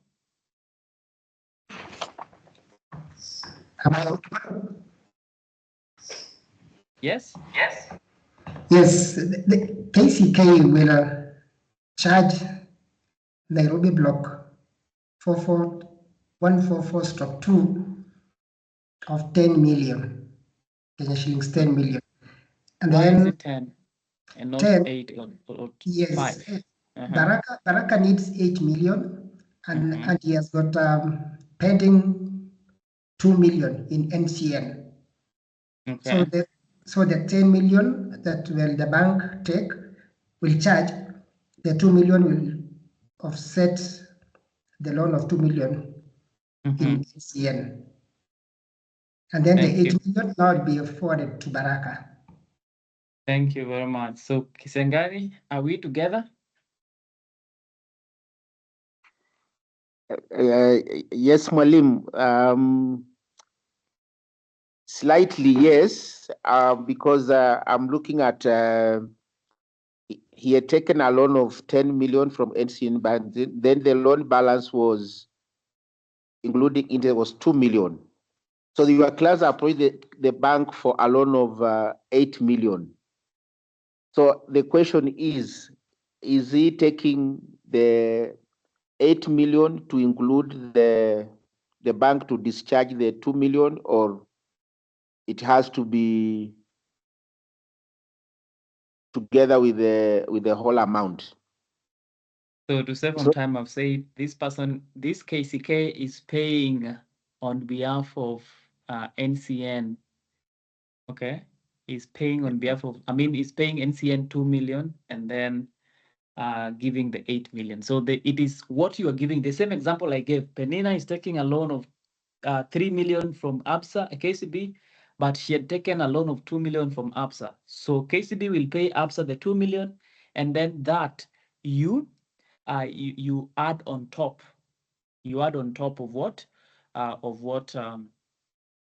this person is taking. So that is 2 million plus 8 million. Guys, I don't really understand, or not really understand, but I don't really feel like we are on the same page. Are we on the same page, guys, on loan takeovers?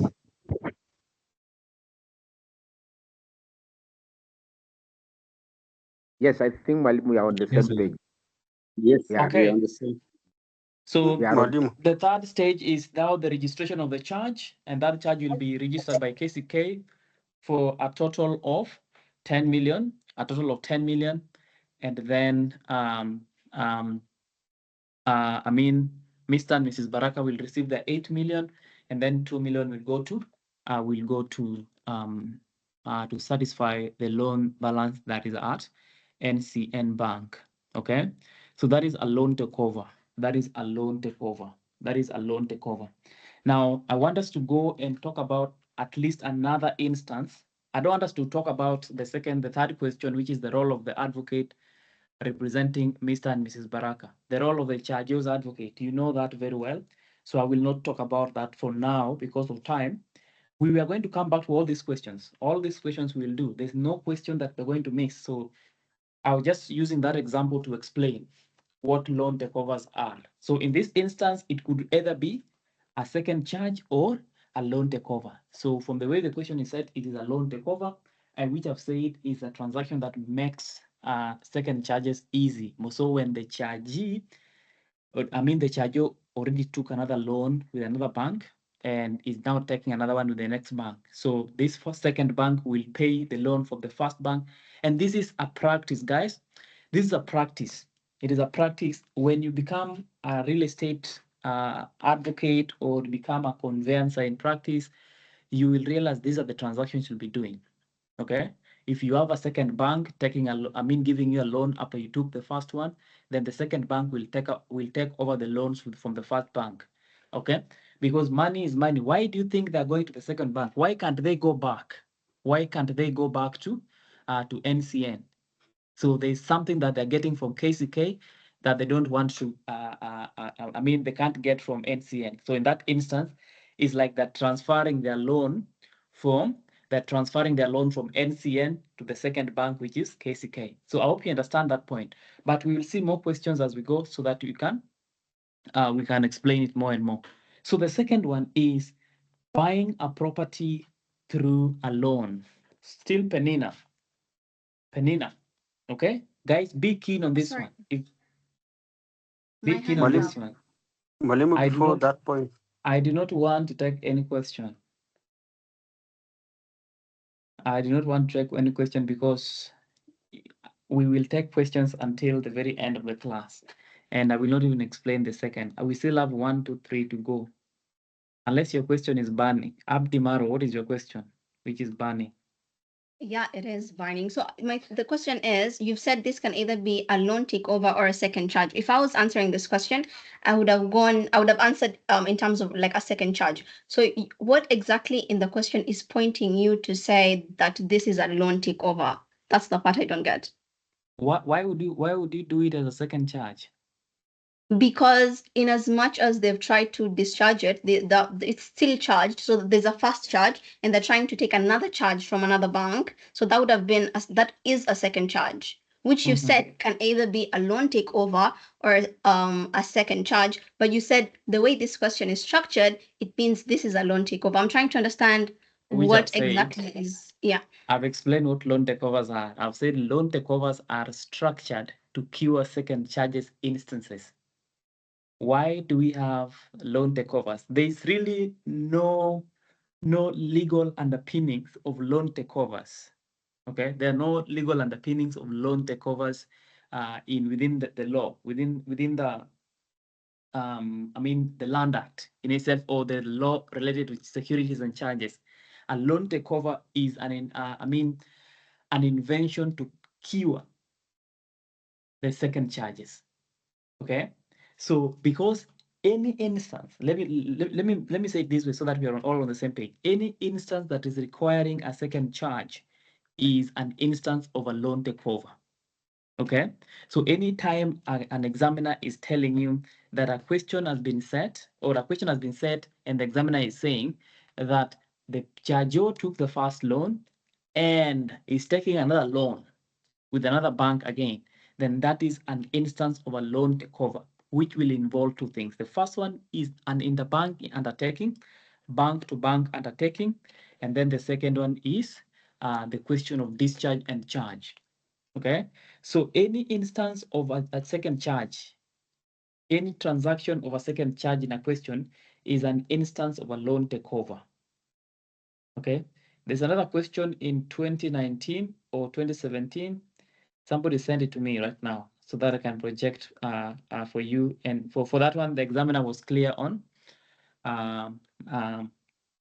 in terms of the dynamics of the question, in terms of the setting, and they mentioned the word exactly, the loan takeovers. So any instance of a second charge requires a loan takeover. Okay, it's like a professional undertaking. A professional undertaking is not provided for anywhere within the land laws, but it is an invention to make sure that the conveyancing practice, conveyancing procedures move on smoothly. Okay, so these are transactions. They're transactions that needs to be easier. So the only way you can make a second charge easier is both in practice and also in an exam is loan takeovers.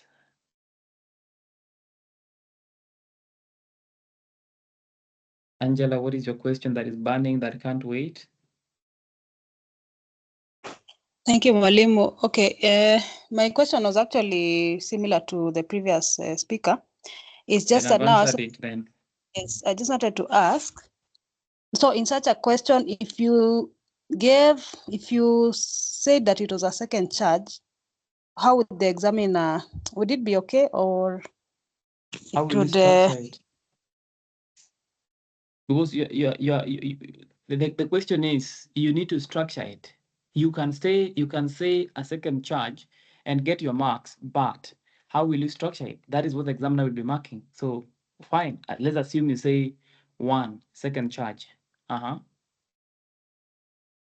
2, what are the steps?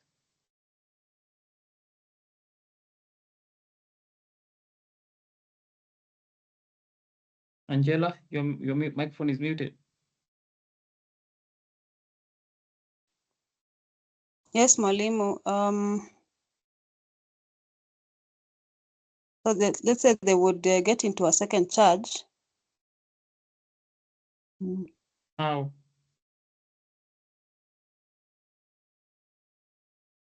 They would approach the KCK bank requesting for the loan of the loan for 8 million shillings, but still proceed to continue paying the 2 million shillings. Steps. What are the steps that will be involved?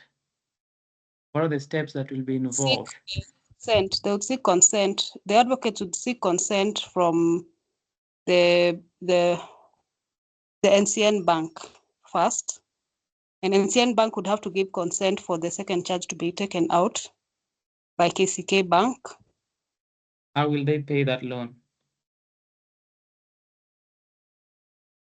They would All right, so, yes. Sorry.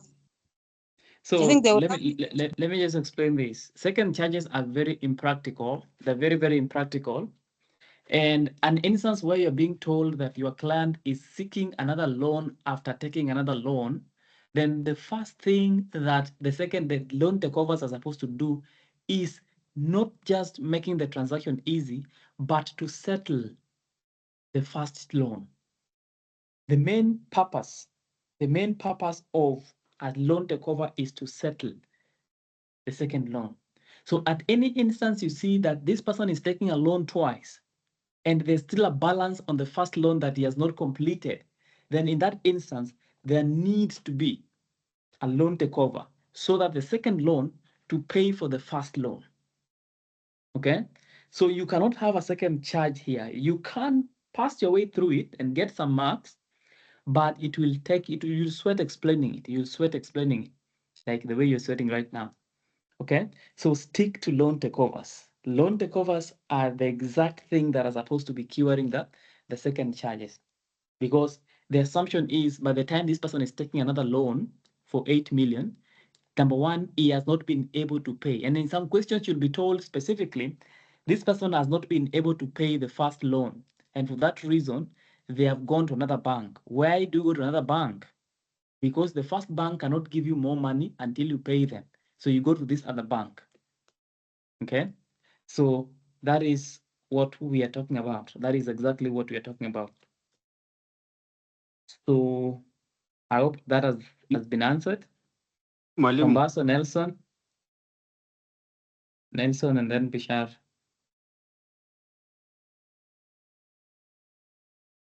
Bishar? Yes, Mwalimu, I also have the same concern with the previous speakers. Which I've already answered. I've answered that question twice. Yeah, no, Mwalimu, my argument based on this one is that you want to present your argument, or you want to ask the question? No, Mwalimu, I'm just seeing the view that the takeover and the second charge is two different things. That based on the valuation that we have given, we have given the valuation of 20 million.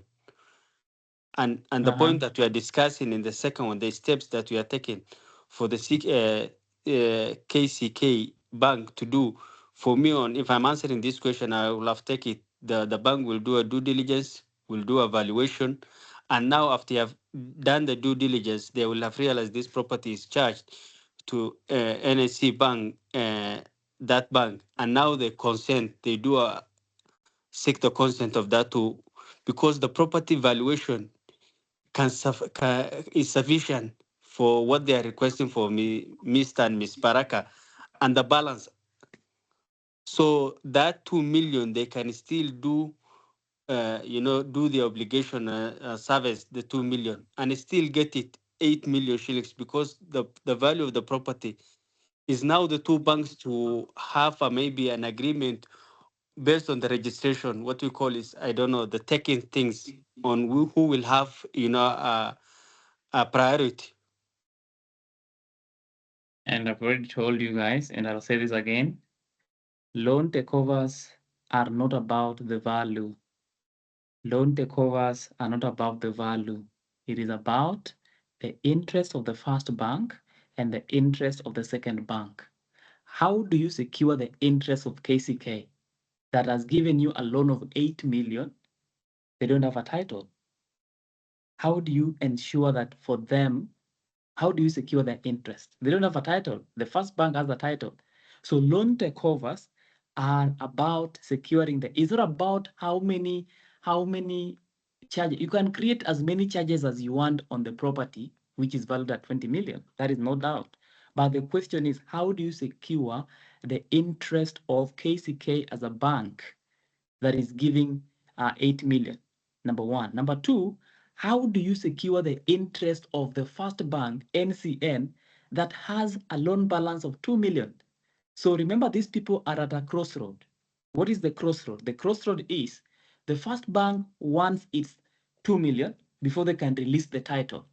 The second bank wants the title before they can give the 8 million. So how do you secure that? There's only one property, Nairobi Block 144/2. Okay? The first bank wants 2 million. There's a balance there. The first bank will not give you the title. The first bank will not give you the title if you don't give them the 2 million. Mr. and Mrs. Baraka do not have the 2 million. They've gone to the second bank. The second bank is giving 8 million. They want a title. The title is in the first bank. So how do we secure both interest at the same time?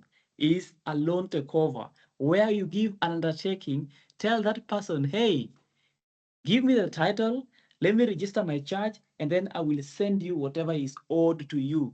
So it's not about how many charges we can create. It is about the interest of the first bank and the interest of the second bank. Okay? There's only one title. And that's why I'm saying that second charges are cumbersome.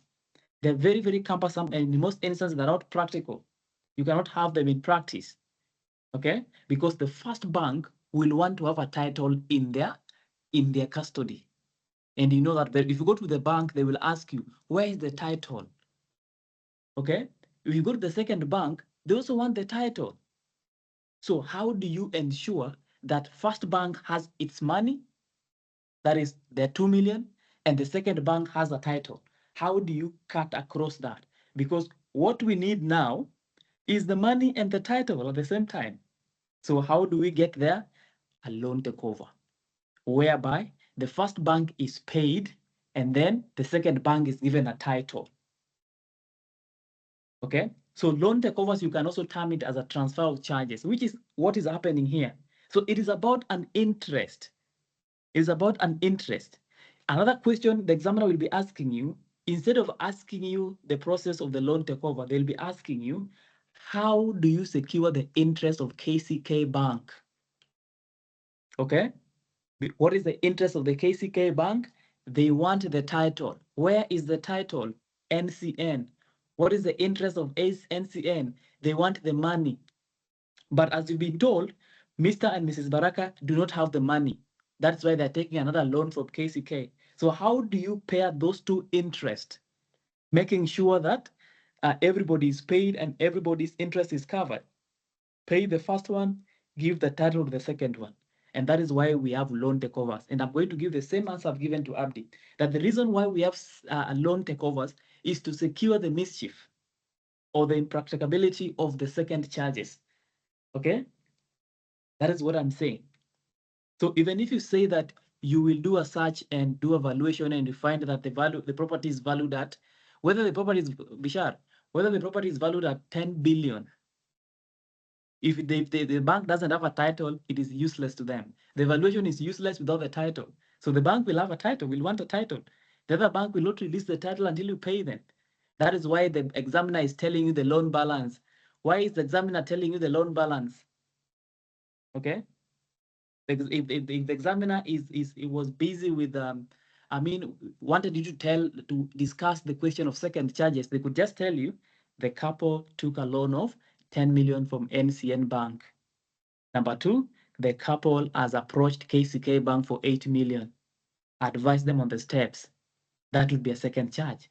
But why is the examiner telling you the loan balance? What is the relevance of the loan balance here? Why is it 2 million relevant there? Have you asked yourself why 2 million is relevant there? Because that 2 million will form part of the charge that is being given to will form part of the charge that will be registered against the title. So that loan balance, when the examiner tells you that the first loan was taken and the second loan was taken and the first loan is still pending, that is to alert you that the first bank will not release until they get a title, the money.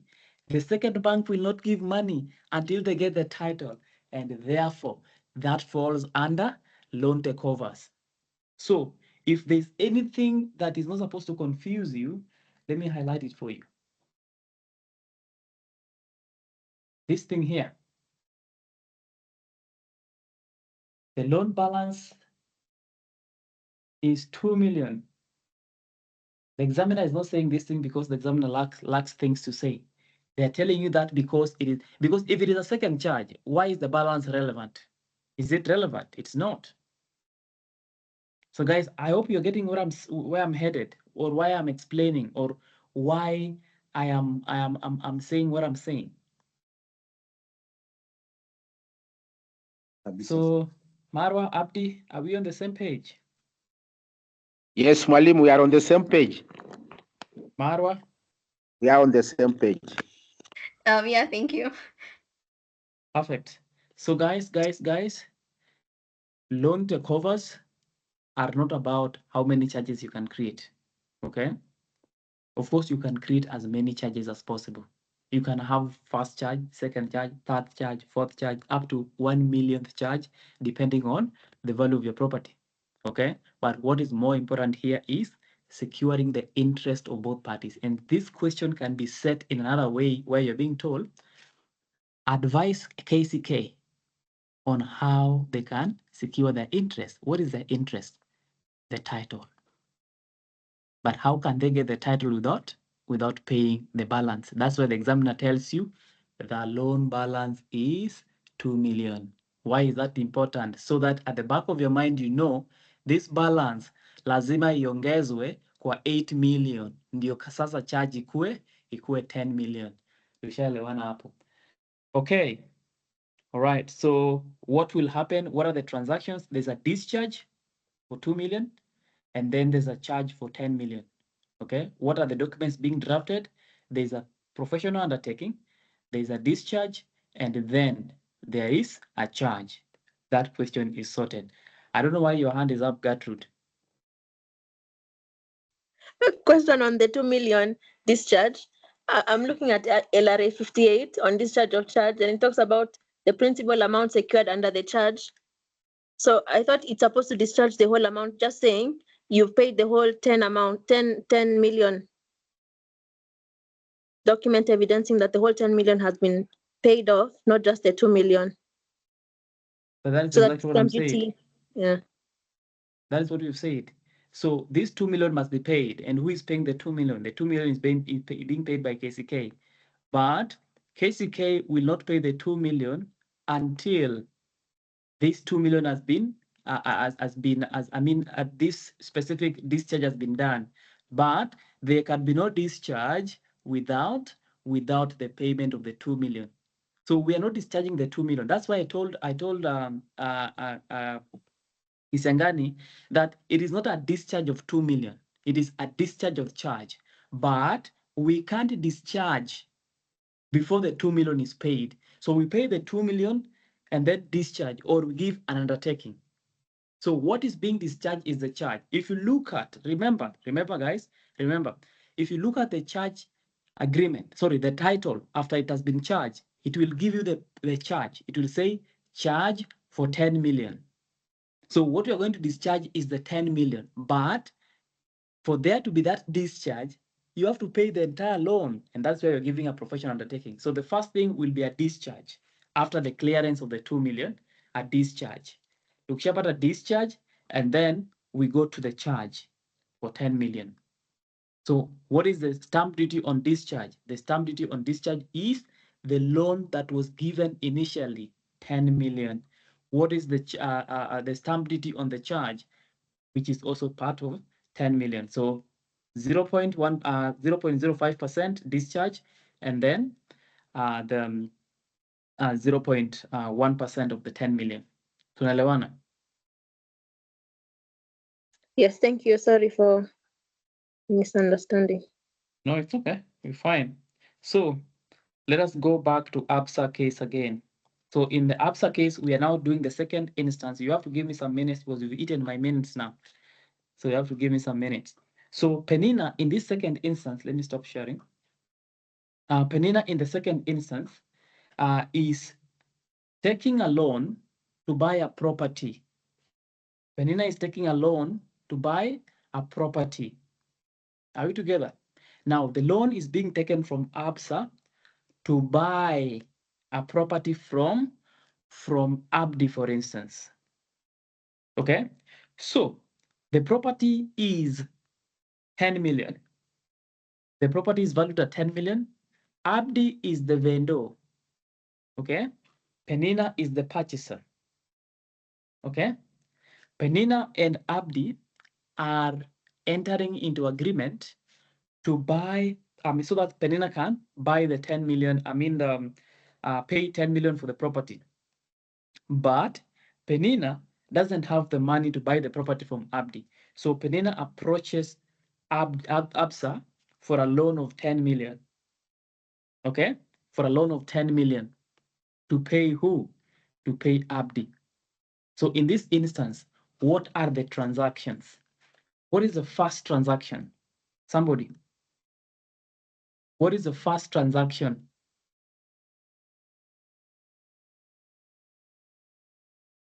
What is the first transaction, guys? Let me repeat the question. Penina is buying a property from Abdi for 10 million. Penina does not have the money. Penina approaches Absa to take a loan so that he can buy the land. What is the mute your microphone, somebody. What is the first transaction? Ha.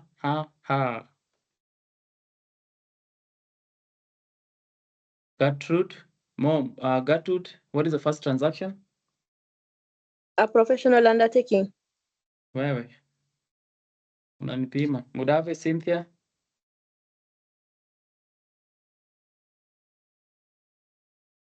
Okay, there'll be a sale agreement between the purchaser and So the first thing is a sale agreement. Guys, Penina and Abdi must first agree that this land is being sold. So there's a sale agreement, okay? Sale agreement between Penina and Abdi. That is the first document that is being prepared, a sale agreement. In the sale agreement, it will be indicated as a clause that the purchase price will be paid or will be financed by a loan, okay? Then the second thing is what? What is the second thing that is being done here? There's a sale agreement. The second thing is, somebody?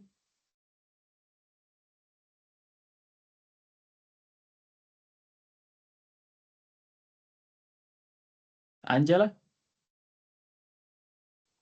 Mwalimu, I'm just trying. Would it be a mortgage request from the bank? Don't use the word mortgage. How old are you? Mortgage is a language for old people. You know, people that are in their 60s. That is, because they're in your 60s, your 50s. That is people that are used to mortgages. So they call it a mortgage. So what you're saying is okay, fine. But don't use the word mortgage.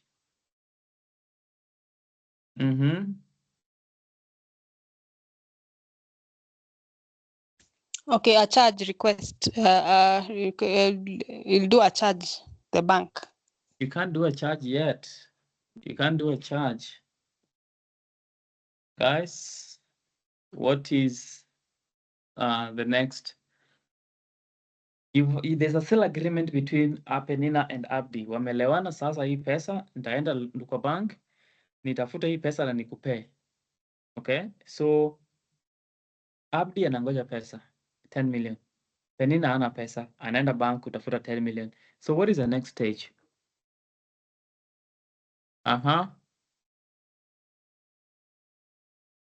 Yes, Chepkemoi. A professional undertaking. From who to who?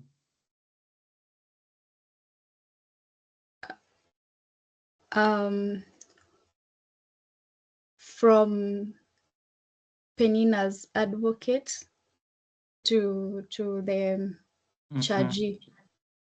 What is the rule of professional undertakings? There's one rule of professional undertakings is that the only person that can give a professional undertaking is the person that has the money. Okay? Now, in all these transactions, even the one that we talked about, the loan takeover, the person that gives the and this is a formula. You can cram it if you want.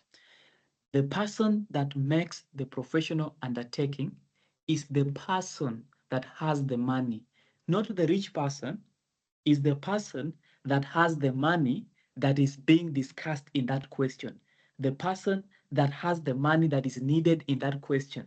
So in our first loan takeover question, the second bank is the one that has the money to pay.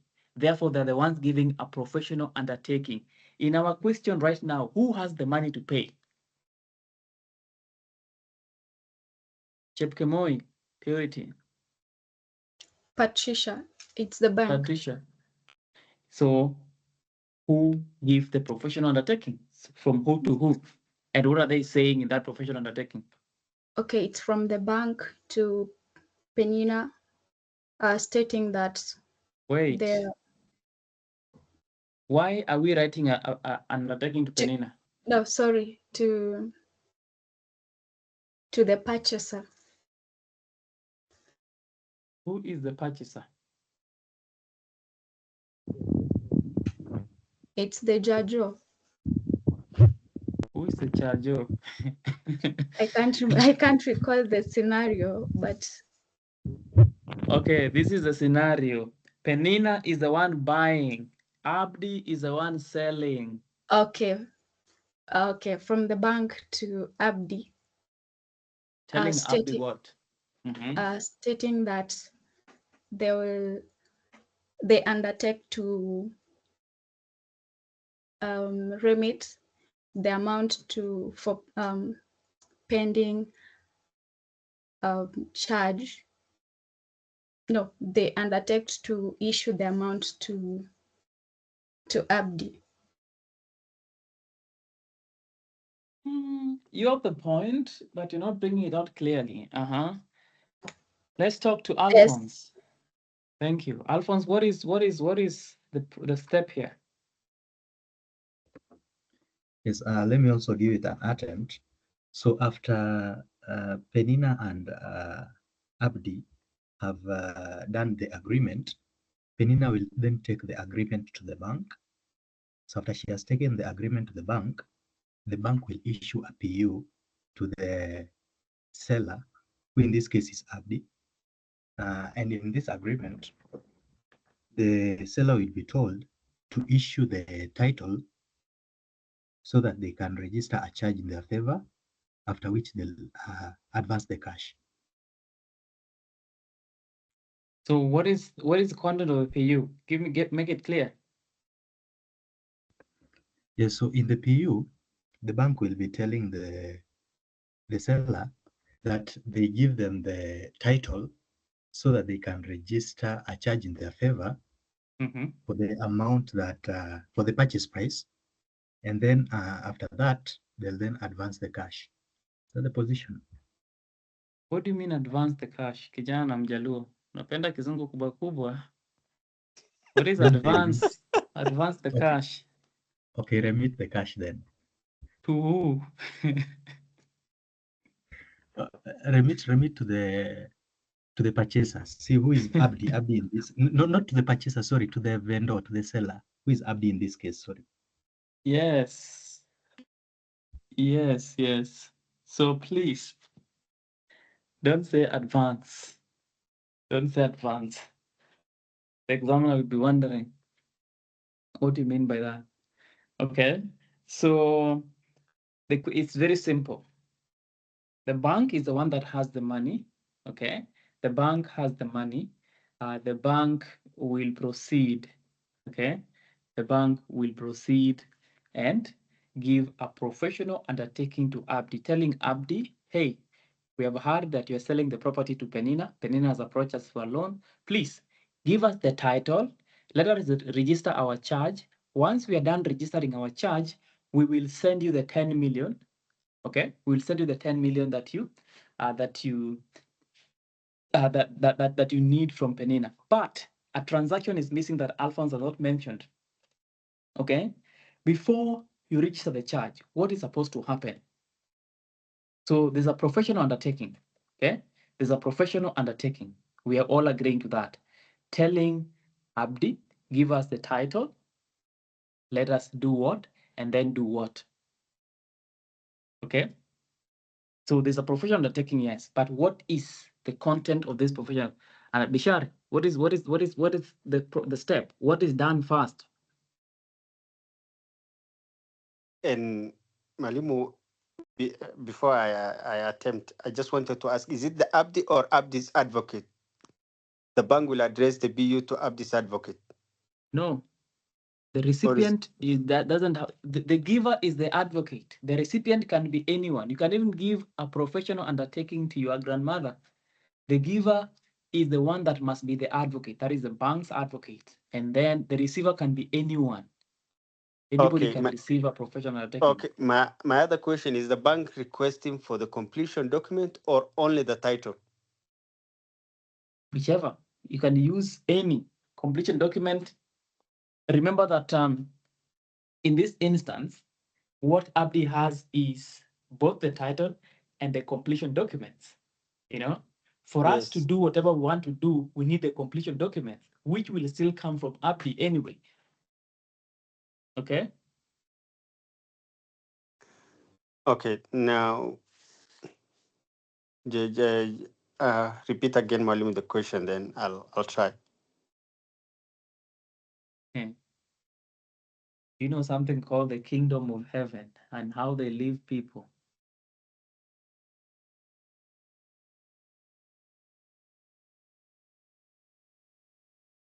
Left behind. Kabiru Joseph. What is the answer?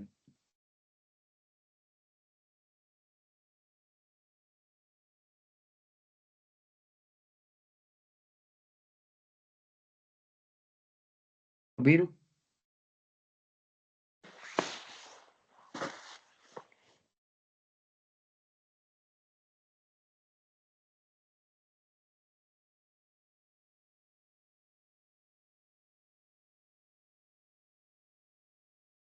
Mbasa?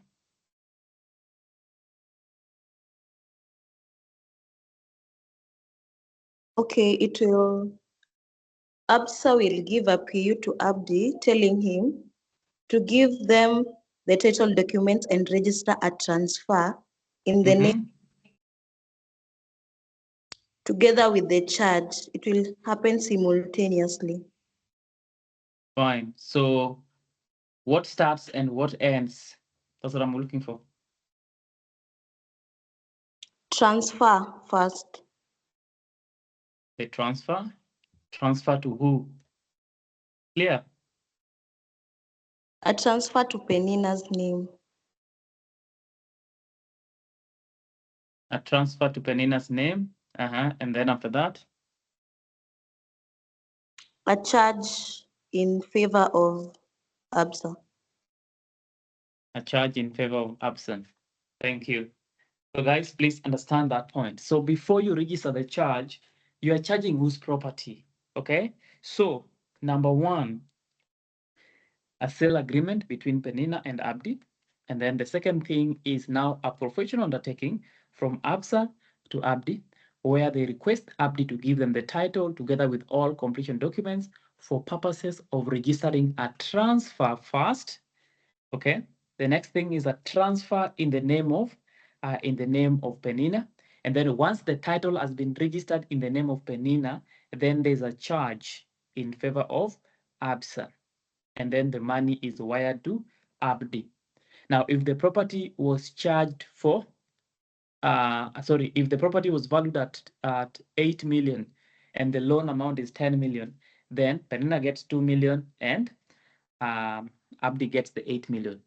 Okay, so a sale agreement is being prepared, a transfer is being prepared, a charge is being prepared. So in that question, you need to know what is being drafted. Sale agreement first. The next thing is a professional undertaking. Okay. Then the next thing is a transfer. And then the next thing is a charge. Are we together? 4 documents. What is the stamp duty consequence of this transaction?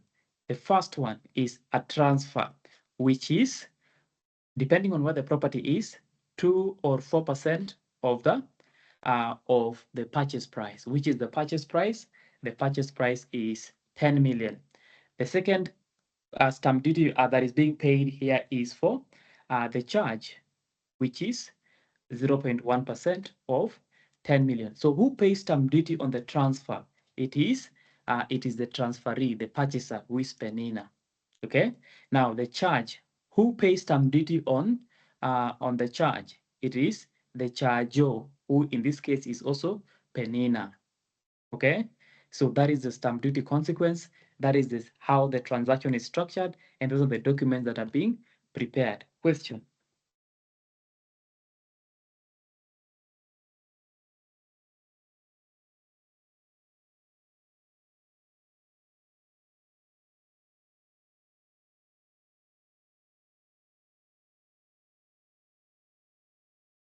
Okay, no question at all. So should we do the next one, or we adjourn there and we resume in the next class?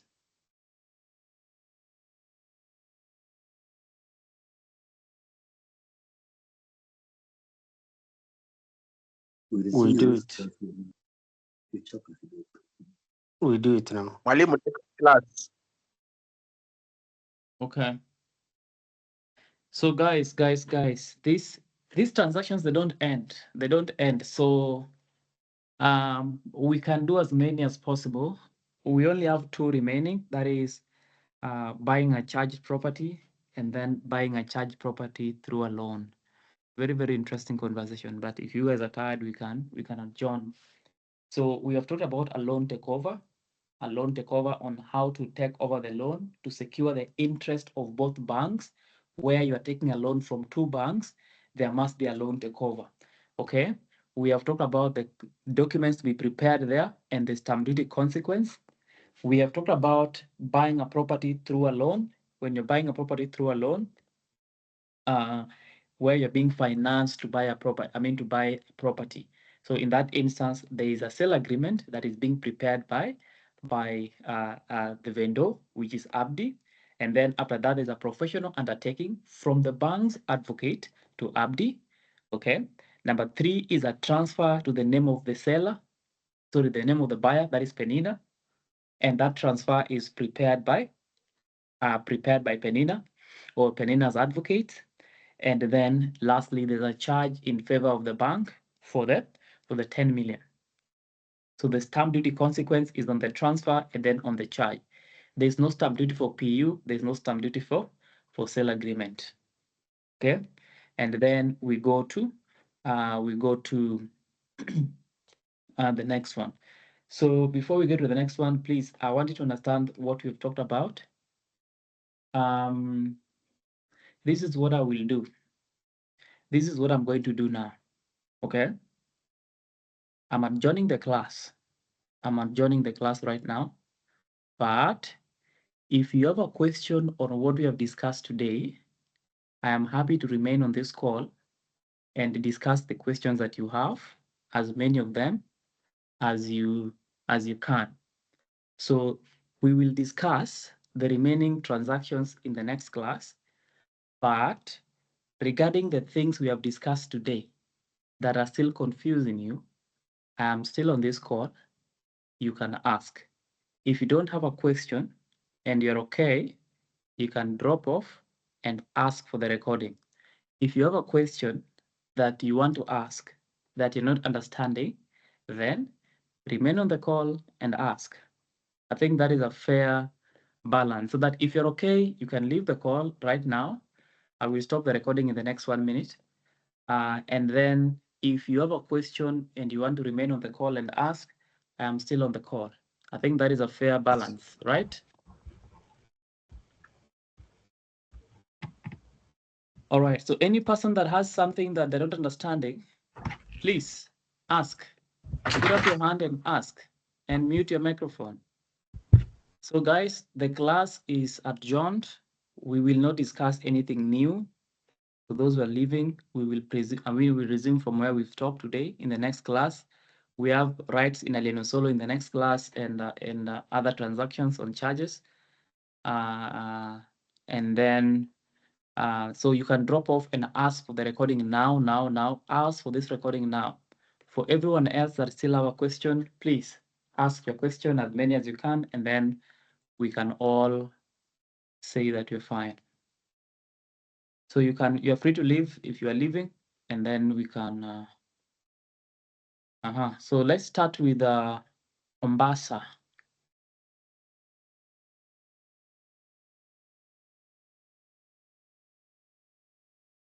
I'm sorry, I don't have any.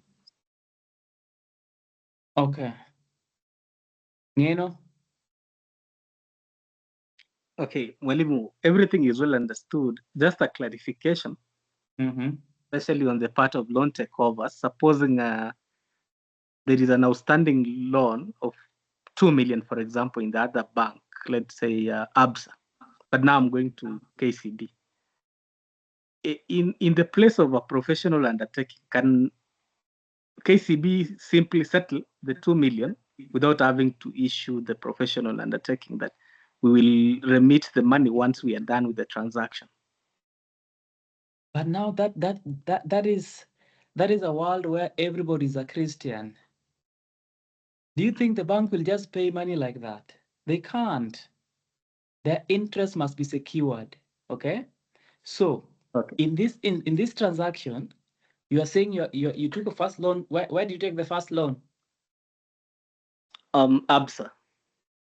ABSA, how much?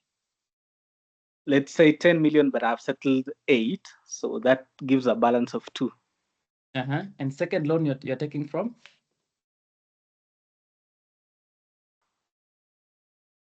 Second loan is from? KCB. KCB. Yes. For how much? 8 million. For 8 so million. Definitely yes. So your question is why? Can now KCB simply settle the 2 million with ABSA without having to issue a professional undertaking? Okay, so let's start this way. So ABSA needs money, the 2 million. Yes. KCB needs the title. Yes. Okay. Now, yes. Why would KCB pay for you the 2 million? Why? Why could they pay for you? They don't know you. They're not your bank. They don't know you. Okay. Now, what KCB needs is the title. What ABSA needs is the money. Okay. So in this instance, remember that KCB will be requesting for the title without paying first. So KCB will tell ABSA to pay title kwanza, to register charge. Tukisha register charge, tuwatumie pesa yenyu. So because of that kind of the thing, ABSA will not trust KCB that mnasema tukupe title ndio mtulipe baadaye. Hapana. It is either you pay now or you give a professional undertaking. So they give a professional undertaking to assure. Why do you give a professional undertaking? Professional undertakings are supposed to replace money.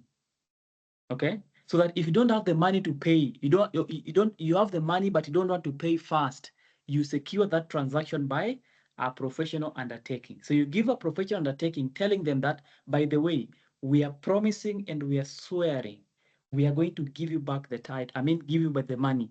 So because it is a professional undertaking, ABSA, the first bank, will trust that and say, fine, get the title. So they'll give you the title and then they register their charge and then they wire the money. So you cannot get the loan without the title. You cannot get the title without the balance being paid. That is why there must be a professional undertaking requesting the documents. Why are you giving a professional undertakings? Because you are requesting the documents without paying for them. So you are requesting as you promise to pay. Because how? Very clear. Thank you. Okay. Ishad? Malimu, mine is the previous question. We have given the steps was awarded 4 marks, but we have discussed with 3 steps. Is that sufficient for the 4 marks? But marks doesn't determine the point. It could be 1 point, but you have 4 marks in it. Okay. Okay. It doesn't mean that it could be 10 steps, but just 2 marks. And Malimu, when we are saying that the KCK bank, and I mean the NCK bank will do a discharge of 2 million, or are we mentioning the amount? Because in a practical scenario, what we have seen is that if property is charged like 10 million, even if you clear the whole amount but you haven't discharged, it will still shows that the initial amount that was charged, that KCB charged 10 million at this property. And that is what I said, Vishal. The question and answered Kisengani, and I said, what is being discharged? You discharge the charge. What was the charge? 10 million. So you're not discharging you don't discharge the money, you discharge the charge, which is 10 million. Thank you. Yes. So remember that for the bank to discharge, they need their balance of 2 million. That is why you give a professional undertaking. So simply saying that you clear the 2 million and we discharge. Okay. So let us first clear that loan of 2 million and then we register this our charge here. So anyway, you don't discharge the money, you discharge the charge. And what is the charge? The charge is 10 million. If you go to the back of that document, you'll find charge for 10 million. Okay. And then the discharge will be written, discharge for 10 million.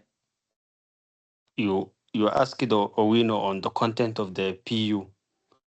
So is it mean that what we are writing, sometimes can the examiner tell you just draft a PU? Yes, you can be told to draft the PU. So in my understanding, if I'm writing in that PU, that I'll just state the property, the LR number, that, and the amount that the parties agreed, and the bank that is financing as that bank that is issuing, and what you are requesting for. And now that you are requesting for the completion document and your intention to transfer after you have registered and you sign and send to the Abdi. So don't get into a lot of details. How do you prepare a professional undertaking? Number one, the address, letterhead, your address, the address of NCN Bank, the address of NCN Bank, the subject. What is the subject? Charge over Nairobi block 144/2. That is the subject. It doesn't have to be that. It could be anything. It could be a loan to Mr. and Mrs. Baraka. The subject doesn't have to be one subject. You can create your own subject so long as it is relevant to the question. Okay? And then you give brief facts and what you are requesting. So what is the brief facts and what you're requesting? Number one, that you've been told that we have been approached by Mr. and Mrs. Baraka for a loan of 8 million Kenya shillings, a request that we have accepted. Okay? We also note that you have in your custody or you have previously charged the title of Nairobi Block 144/2. Okay? Then you say, please supply us or send to us or give us the title document or the certificate of title or the title document, depending on whether it's certificate of title or certificate of lease. Okay. So, or to enable us register our charge. Okay. To enable us register a charge. Okay. Full stop. In exchange, we hereby unequivocally undertake as follows. Number one, what is the first undertaking? That we shall proceed to register, or we shall only use the documents for purposes of registration of the charge. Number two, that upon successful registration of a charge, we shall wire to you or remit to you the loan balance of Kenya shillings 2 million. Okay, full stop. Yours faithfully, Bishar, for XYZ, for Mr. and Mrs. Barak, or no, for KCK Bank. So it's a very small transaction. It's a very small transaction and a small informal conversation that you have with your friend that, by the way, kuna hii laptop uko nayo kwako, huyu jamaa amesema uko na laptop yake na we need to repair the laptop for him. So fanya hivi, give us the laptop and let us do the repair. But in exchange, we promise as follows, that we will just repair the laptop, and then after repairing it, we will send it back to you. Full stop. That is all you need when it comes to professional undertakings. Guys, are we together?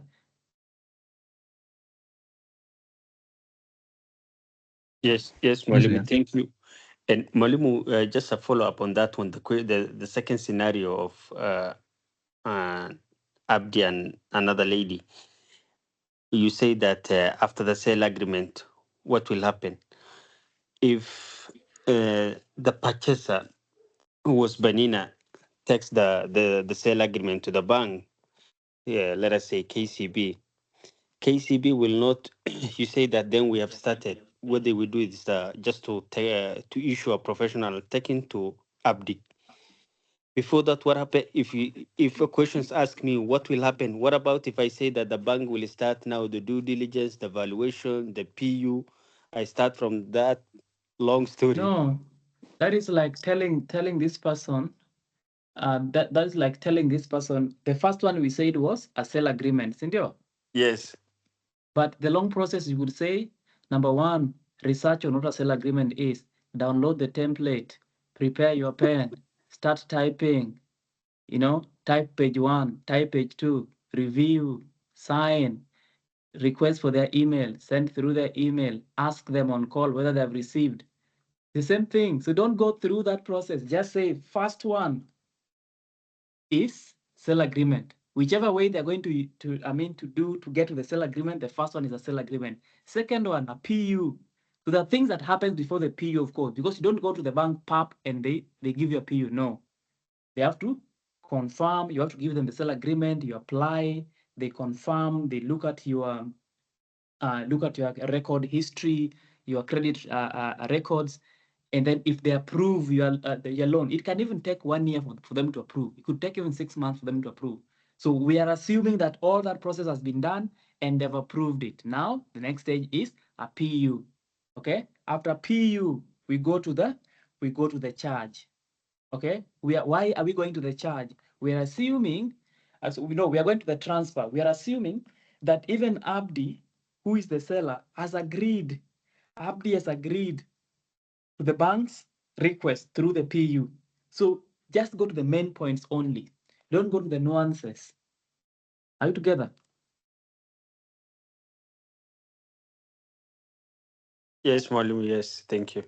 All right, Alphonse, lastly, and then you can go home. Yes, Mwalimu, allow me to take you back to third-party charge.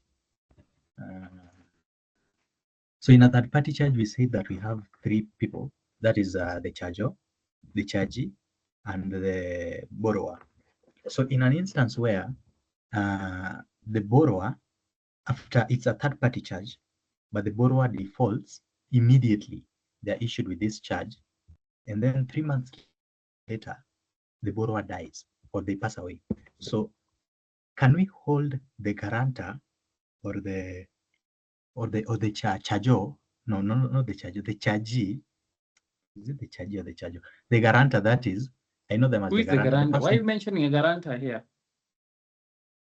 The person whose property is being charged, that is the charger, yeah. It's Mr. Ira who tells us that they are called guarantors. No, guarantors are different. Guarantors are different. That we have different contracts of guarantee. They're different, but essentially, you can have guarantors as well in that transaction. Not every charger is a guarantor. Okay, but in English, you could view them as guarantors because they have given their property as guarantee so that you can be given a loan. So in essence, yes, they're guaranteeing the loan, but they're not really guarantors like that. Okay. Yes. Okay. So can we then? I was saying that we have an instance where we have the guarantor, no, not the guarantor, the charger now, the person who is owning the property, the chargee, and the borrower. That is a third-party charge. So after the borrower has taken this loan, they default immediately. Then after 3 months, they pass away, they die.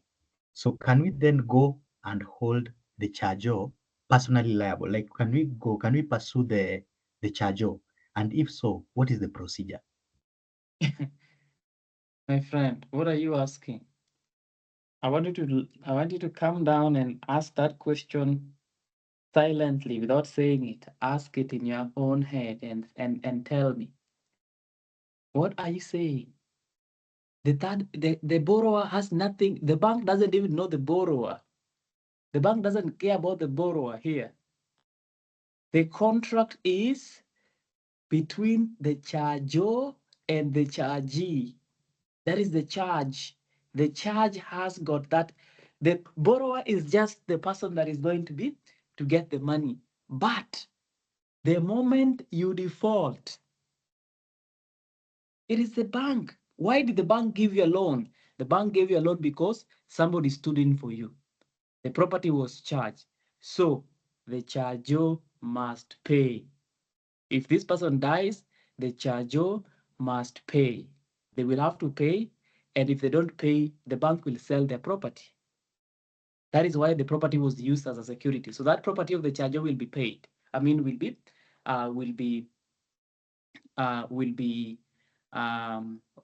sold. But remember, before you get to that point, there is a silent agreement between the charger and the borrower, whereby they enter into an agreement. They say, Manze, use your land to get a loan for me from the bank, and then I will. So there's that arrangement. Now, if the if the borrower dies, then the existing contract can be executed against the estate of the borrower by the charger. Okay, so the charger will become a creditor to the estate of the deceased borrower, but the bank will deal with. So it's like this. You, Alphonse, you're my friend. So you come and approach me. Okay, you come and approach me. I agree to use my land to get you a loan. Okay, the bank gives you a loan, the bank charges my land. Now, if you default, the bank will sell my land, and then for me, I will deal with you directly.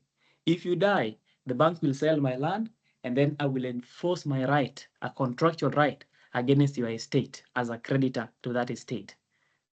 Tunaelewana? Yes, tunaelewana. A quick follow-up. Now, when you default and you continue in default for 30 days, the bank or the chargee is supposed to issue a notice. So who will they be issuing this notice to? Is it the borrower or the guarantor?